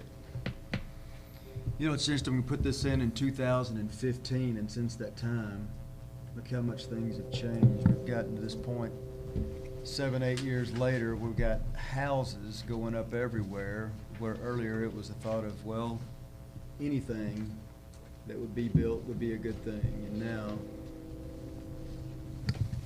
it's just not needed. The other interesting part of that is that there's still a very high demand for any housing that gets built. Mm-hmm. Surely what's happening is about to change that. We'll see. I keep thinking that, but I haven't seen the evidence of it yet. But I keep thinking that. All right, so with that, under item 17, 815, public hearing is open on the ordinance to remove duplexes within R zonings.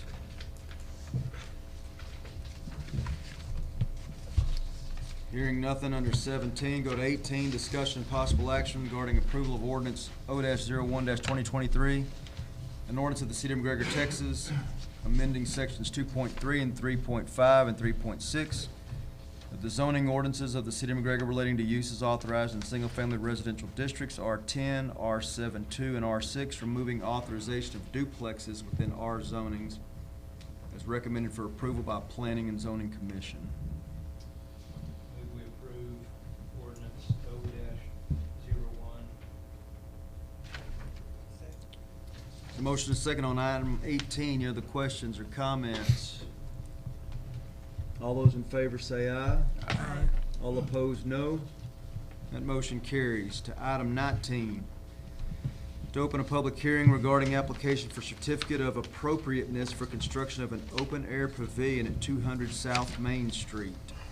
Oh, that certificate of appropriateness is apparently a new term that was in the city ordinances.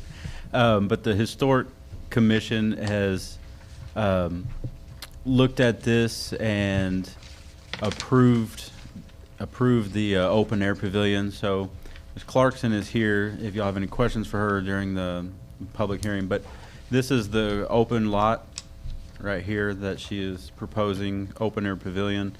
Specifically, the footprint for the pavilion would be here. This is the snow cone stand. And I'll give you a little bit of what it looks like.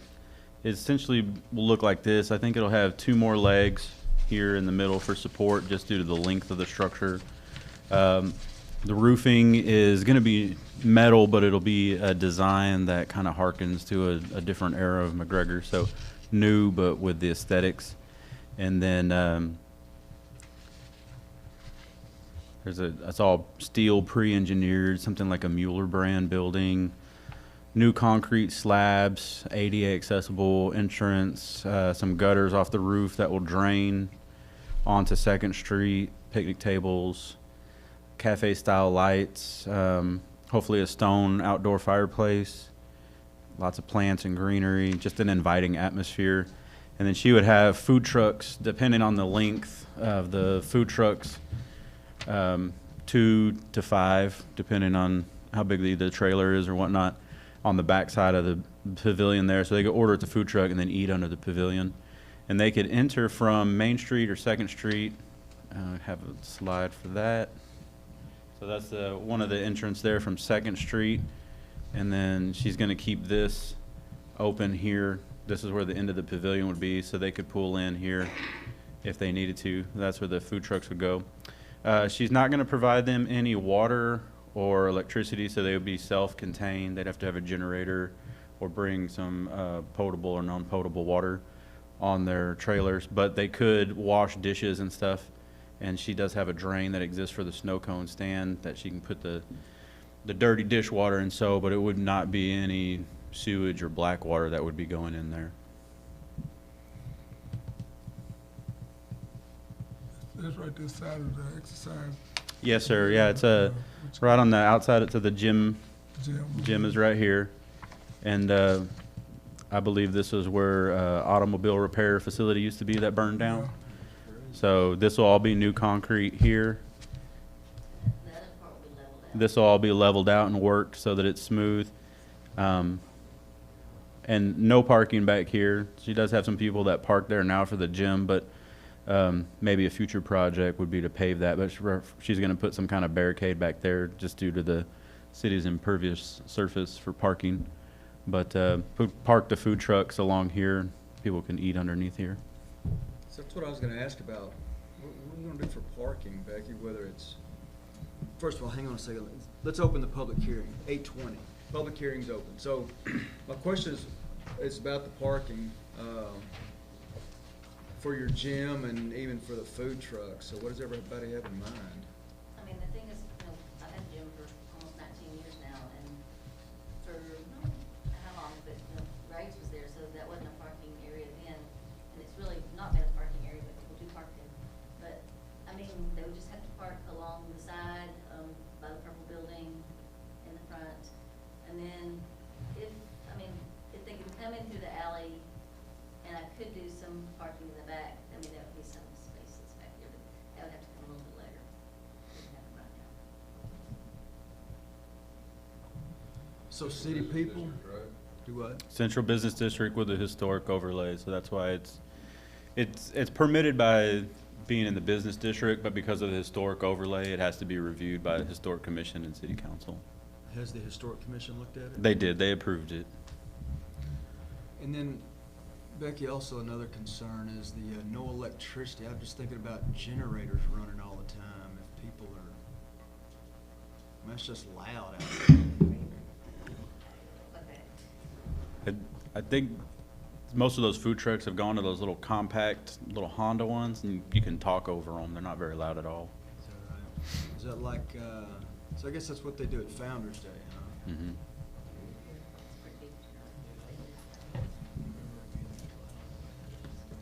I mean, I've gone to that food truck area on New Road, but I don't know if they have electricity either, but I've never encountered noise. Is that right? Mm-mm. Well, I know one thing, it sure is cool in the summertime to go up there and see people gathered, sitting outside and having snow cones. This would be more of a year-round thing, instead of me having to kind of close up the corner lot, it would be kind of a welcoming place all year round. It's gonna be the #1 seated spinning spot for all the parades. Imagine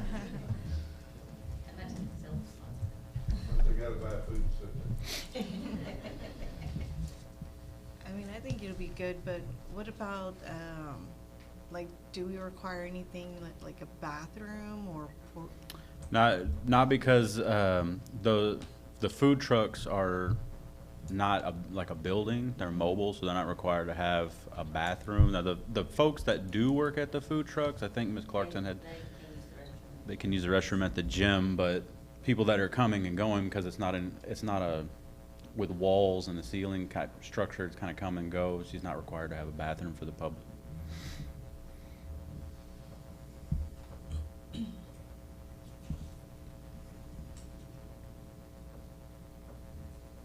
So does the, is there any more approval that, like, the historic commission has to do as far as what it looks like? No, the premise of the historic commission is just to make sure that we are controlling what goes on downtown, so we don't get another purple building. It's not to bring it back to historic spec or the building. Just, you know, is it benefiting downtown? Is it making downtown better? I think is the ultimate goal. So they've already approved it, so it's the second layer of approval for you guys.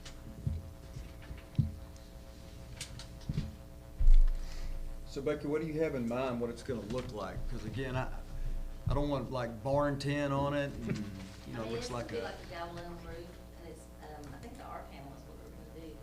Yeah. And then on the end, you'll have the ProFoot, and then, one thing, I call them gussets on the front. And then if I got to do the fireplace, which I don't really know that much about that, like, is there any kind of rule about that you couldn't have that downtown? But that would kind of give it a little ambiance, also, a lot of lighting, a lot of plants. And I would also put like a, kind of like Coach's has the fence, I would put that on Main Street for sure, because I know, I've always felt concerned just having the snow cone stand there with being so close to Main Street. Kind of keep people kind of closed off on the 17th. It would be a kit to put it up, and it would, at the first, it would be I-beams, and then I would either wrap them with cedar, or I would maybe do rock columns instead. Make it look cool. Good. Who's the structural person on that? Trenton. Oh, that's good. Yeah, they did a good job.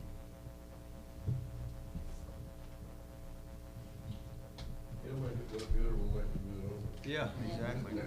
At his cost. Shaming into it.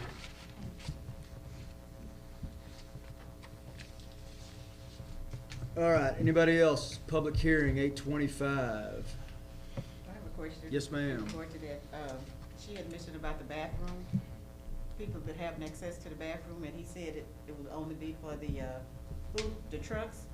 What about the people that's gonna be congregating there? Will they have to go home and come back? Yeah, she's not required to build facilities.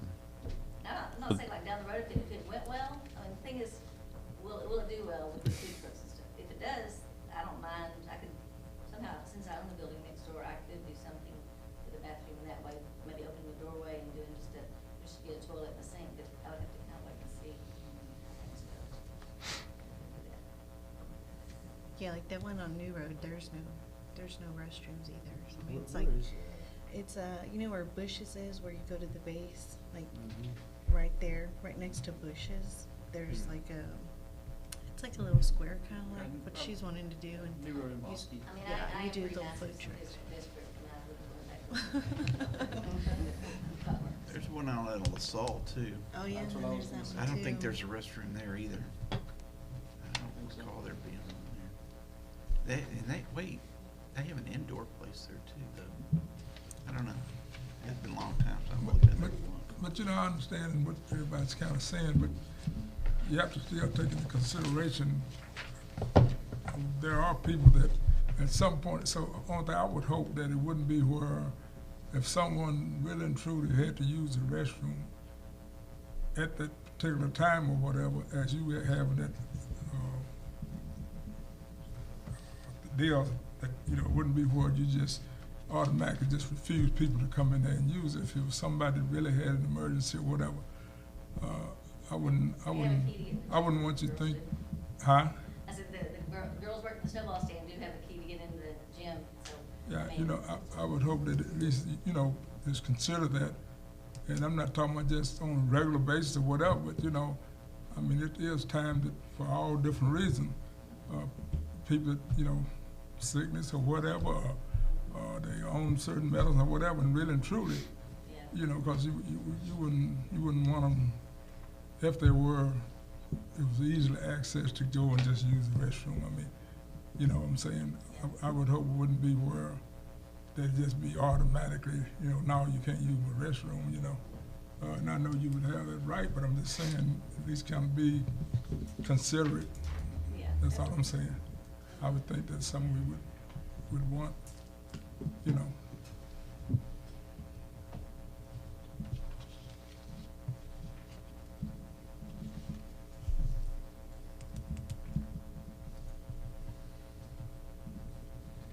Anybody else? Public hearing. Public hearing is closed at 8:28. That takes us to item 20, which is discussion and possible recommendation regarding application for certificate of appropriateness for construction of an open-air pavilion at 200 South Main Street. Possible action. Yeah. I make a motion to approve the application for certificate of appropriateness. There's a motion and a second on item 20. Any other questions or comments? Hearing none, all those in favor say aye. Aye. All opposed, no. That motion carries. To item 21, public hearing regarding application for certificate of appropriateness for exterior remodel of 405 West 4th Street. Yeah, Dr. Schultz owns this building and is relocating his practice to this building. So this is what it looked like just a few years ago. Knopf was using the windows to advertise what they were doing. His plan is to basically rip all that old wood off and the awnings and redo those. This will be re-stuccoed, and he's picked out a neutral color to go there. The windows are smaller than what is there right now, but they are low energy, double pane, aluminum frame windows. He is going to have the front is the entrance will be moved down to here, and then he'll have an emergency door here. They're going to close up this door, but all this old wood is coming off. All this green awning is coming off, and then they're going to just I'm not sure if those stars, how they're stuck up there, but they're going to make each one of these sections flat all the way across, and then they've selected a color that's almost the same as this to repaint it all. I think the awnings are already gone. Yeah, they've already done a lot of work. I didn't even notice, but did they take it off of the Mactown Nutrition too? No, so that's a tenant of his. So it's in the back part. So that's a same building, same property owner, but they rent the separate section out for that. Those are the colors they've kind of chosen there. One of those.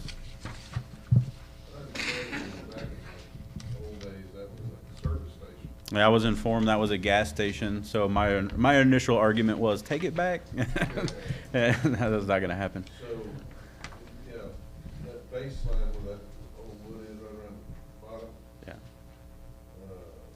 I think that's built up to keep water from flowing through there. Because I know that drop box up there's got some real problems. And they're gonna replace that wood and make that a regular wall. Mm-hmm. Yeah. Raise that floor, or do that? Yes. Thank you. Thank you. I was thinking they were gonna fix that issue. Okay. Yeah, this is the gas tank that's still in the ground. There's the hole for it right there. Gas tank not around. Oh, something's there. There's a hole. That gas tank was taken out. I know because we had to pay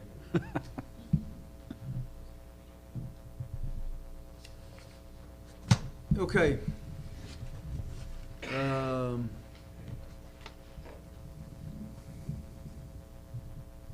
Let's see, we are under item 21, so the public hearing is open at 8:32.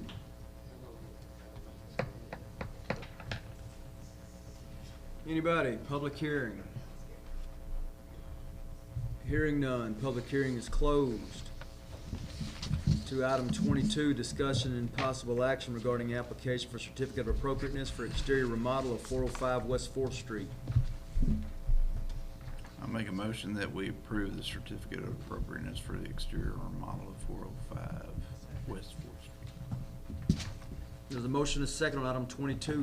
Any other questions or comments? Hearing none, all those in favor say aye. Aye. All opposed, no. That motion carries. To item 23, discussion of possible action regarding approval of Resolution R-1-2023, a resolution nominating Kevin Evans as primary candidate for election to the Board of Directors at the annual meeting of Blue Bonnet Water Supply Corporation. Currently chair that board. I think I may be able to chair it again. I would appreciate it if you would approve this so that I can continue to serve on the board of our Water Supply Corporation. Do we have to do this every year? Yes. Okay. Yes, sir. It pains me to tell you that you have to do this every year, and they have to elect the board every year.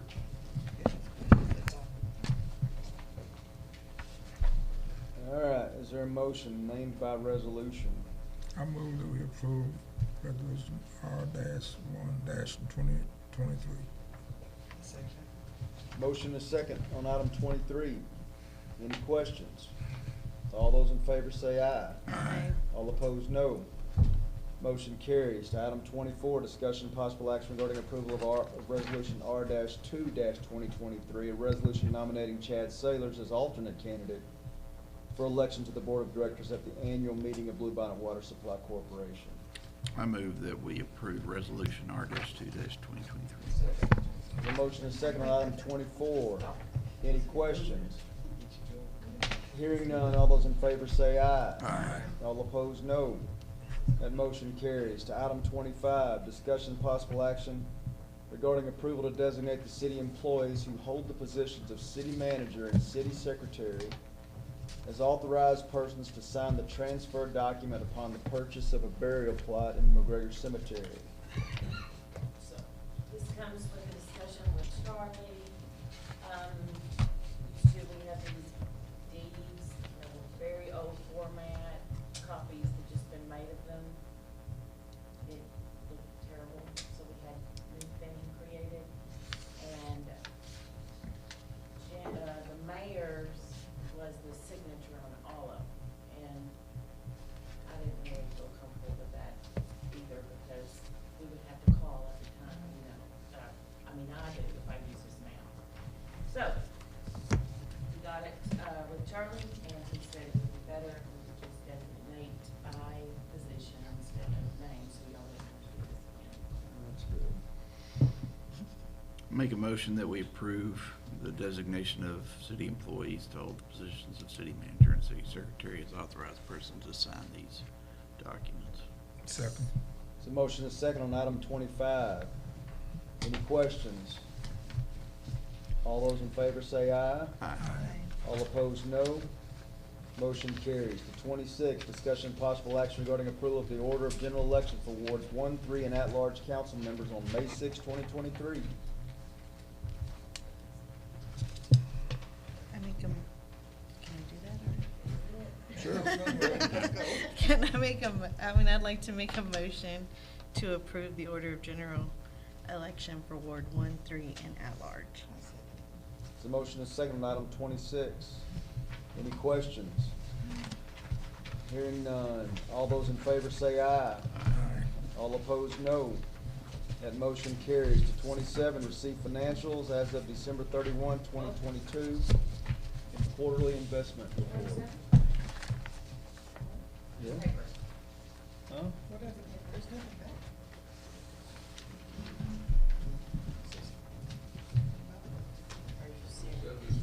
Oh, it was posted. It just was out of your packet before it was posted. This Okay. is all on the As long as it's posted. website and on the agenda. Yes, it was So, posted outside. so 27.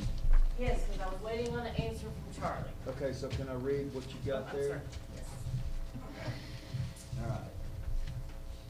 So 27 as posted is discussion and possible action regarding the naming of an official newspaper for the city of McGregor.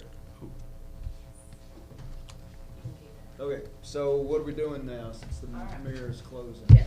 At least So, temporarily. Yes, temporarily.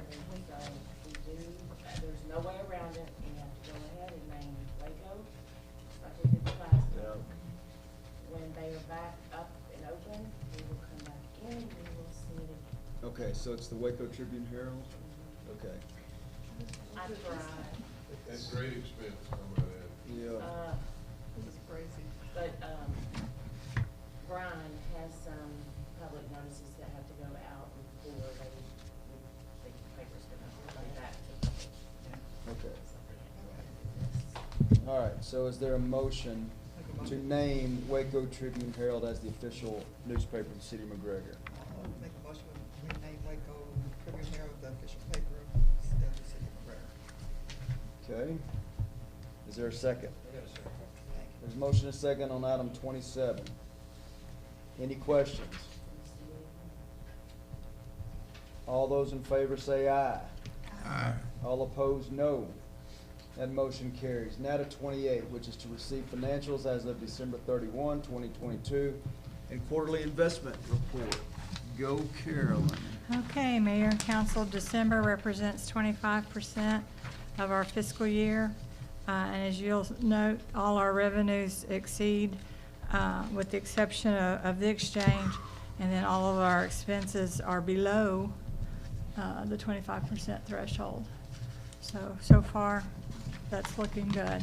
Our net cash in bank is $2.67 million more than the same period last year. Operating accounts are up $49.2 thousand. Pooled cash is up $3 million.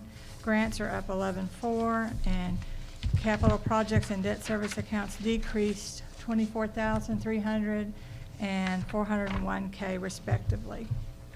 Our general fund net cash flow is $229.7 higher than the previous year. Revenue is up $502.5 thousand, and expenditures are up $272.8. The revenue increase is mainly due to higher sales tax of $187.7 and higher ad valorem collections at $80,000. Expenditure increases include capital outlay increases of $103,600. Contracted services are up $19,000, and then we also filled a position vacancy that we didn't have this time last year and that's at $28,500. The exchange net cash flows are down 11.3 as compared to the same period last year. Revenues are up 7.5 and expenses are up 18.9. Personnel costs are up and contracted services are up 11.3.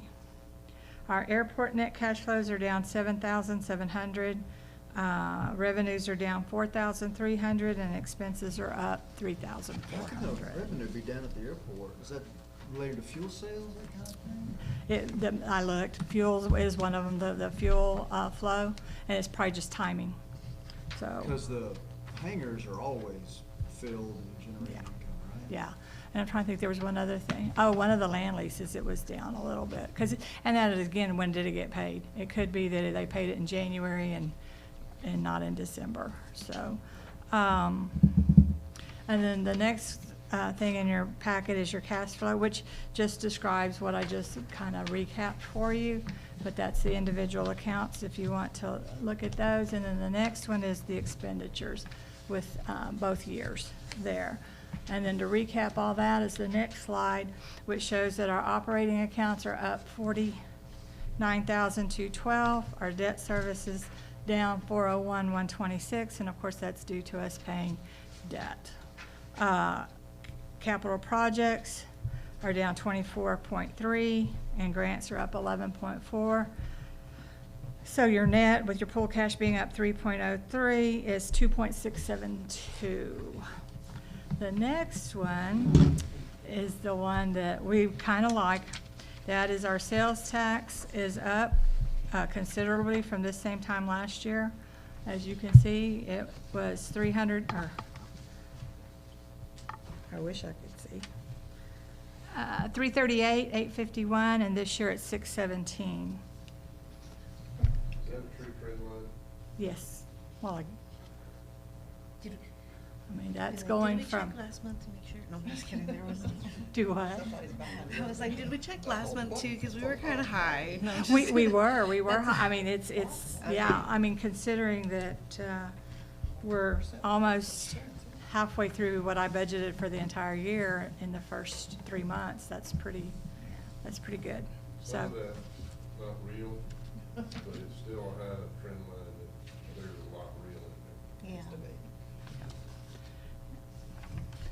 And then we have our investment report, which you'll see that our investments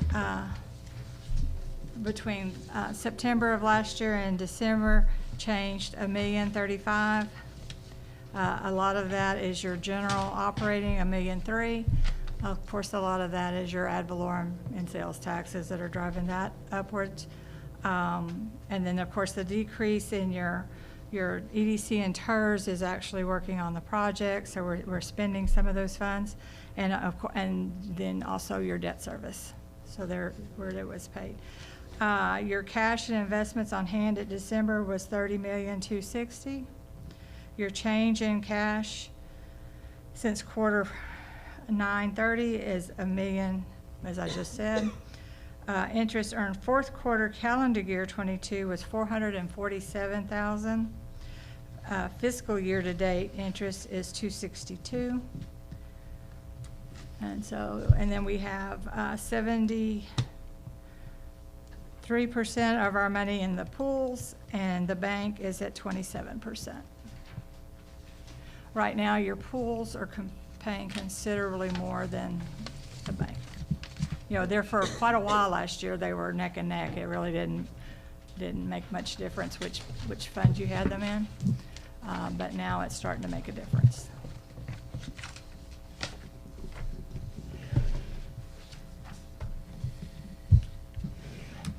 So with our sales tax being high, did you forecast that, you know, or? I forecasted an increase, but not that type of an no. increase? I'm much more conservative and What are we doing with the money? That's what I was wondering. I was gonna say right now it's in the bank. Good. So I just like- wondered if we had any contingencies that have come up, emergencies where we had to draw on it. We have a contingency in the council's budget, but we don't spend that without coming to y'all first. So that money's just stashing up. That's what I was wondering, do we have to use it like in that budget year? Like if, No. okay, But we the can more keep y'all it. talk about it, the more danger there is that you're facing us with some kind of emergency. yes, no. No, and that's one of the things that Jorge was talking about earlier, because we are building up. We have, instead of having a 3-month supply, we have better than a 6-month.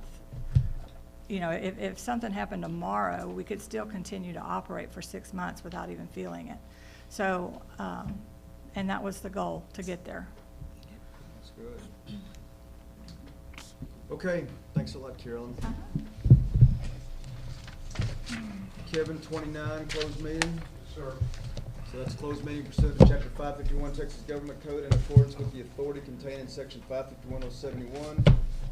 Legal, 551.072. Real estate, Section 551.071. Personnel, and Section 551.087. Economic development. Are we going under real estate, economic development? So that takes us to item D under Texas Government Code Section 551.087, discussion regarding economic development negotiations, including commercial or financial information received from a business prospect seeking to locate, stay, or expand in or near the city of McGregor, and to discuss economic development negotiations and or to deliberate the offer of a financial or other incentive to a business prospect. So, those that remain, it is 8:46, and we will go into executive session. Come out, take any action. Looks like there is a action item following executive session. We'll be out just as quick as we can. Thank you all for coming.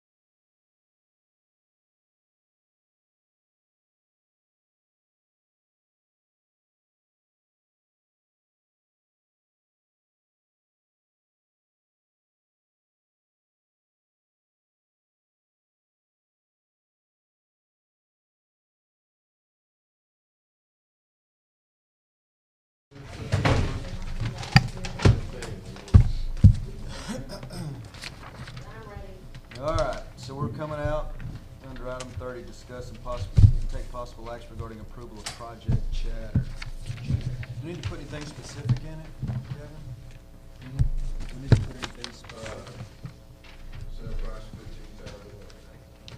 100 acres? Yes, council, we have a 100 acres plus or minus that is drawing the interest of a buyer.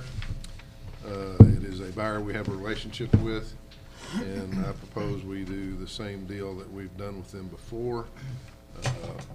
Only difference is that we would have the acreage sell to them at $15,000 an acre.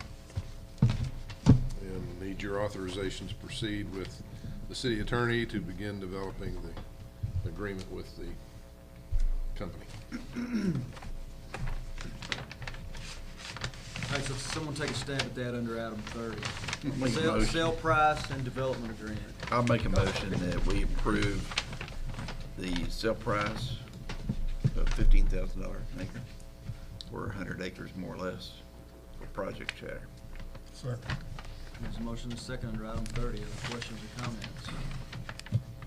Hearing none, all those in favor say aye. Aye. All opposed, no. Item 31, announcements from the city manager.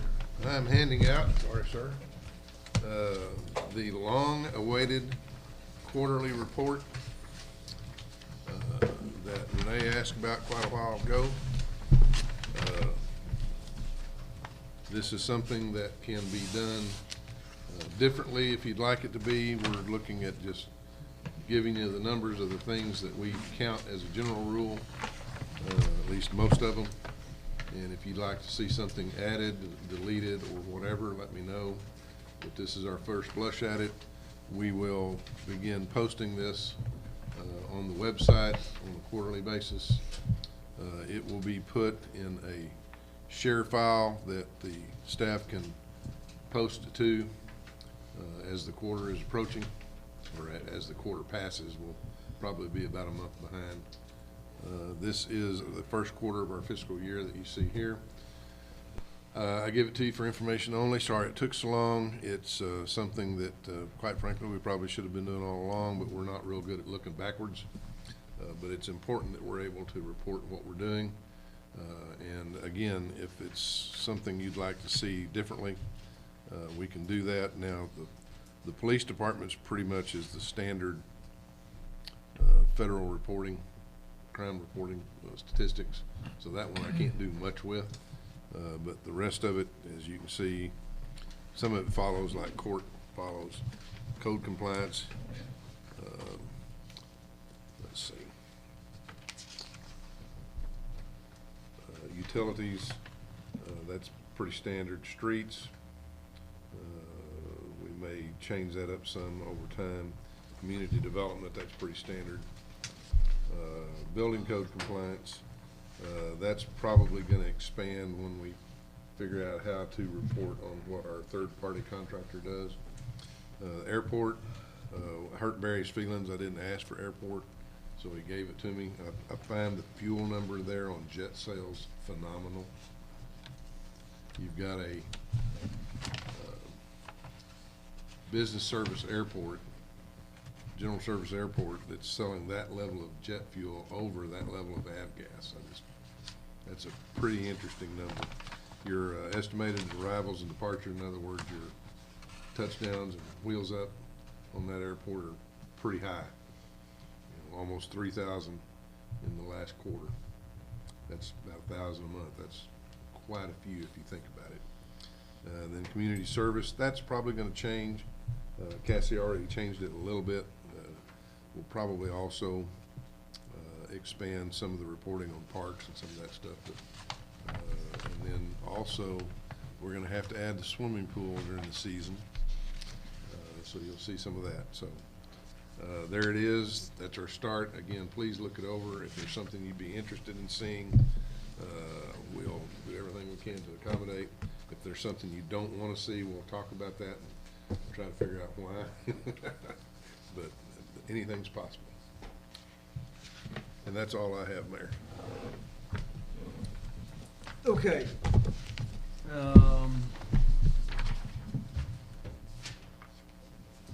requests from the mayor and/or council members. I was just looking at this, over 1,000 911 calls?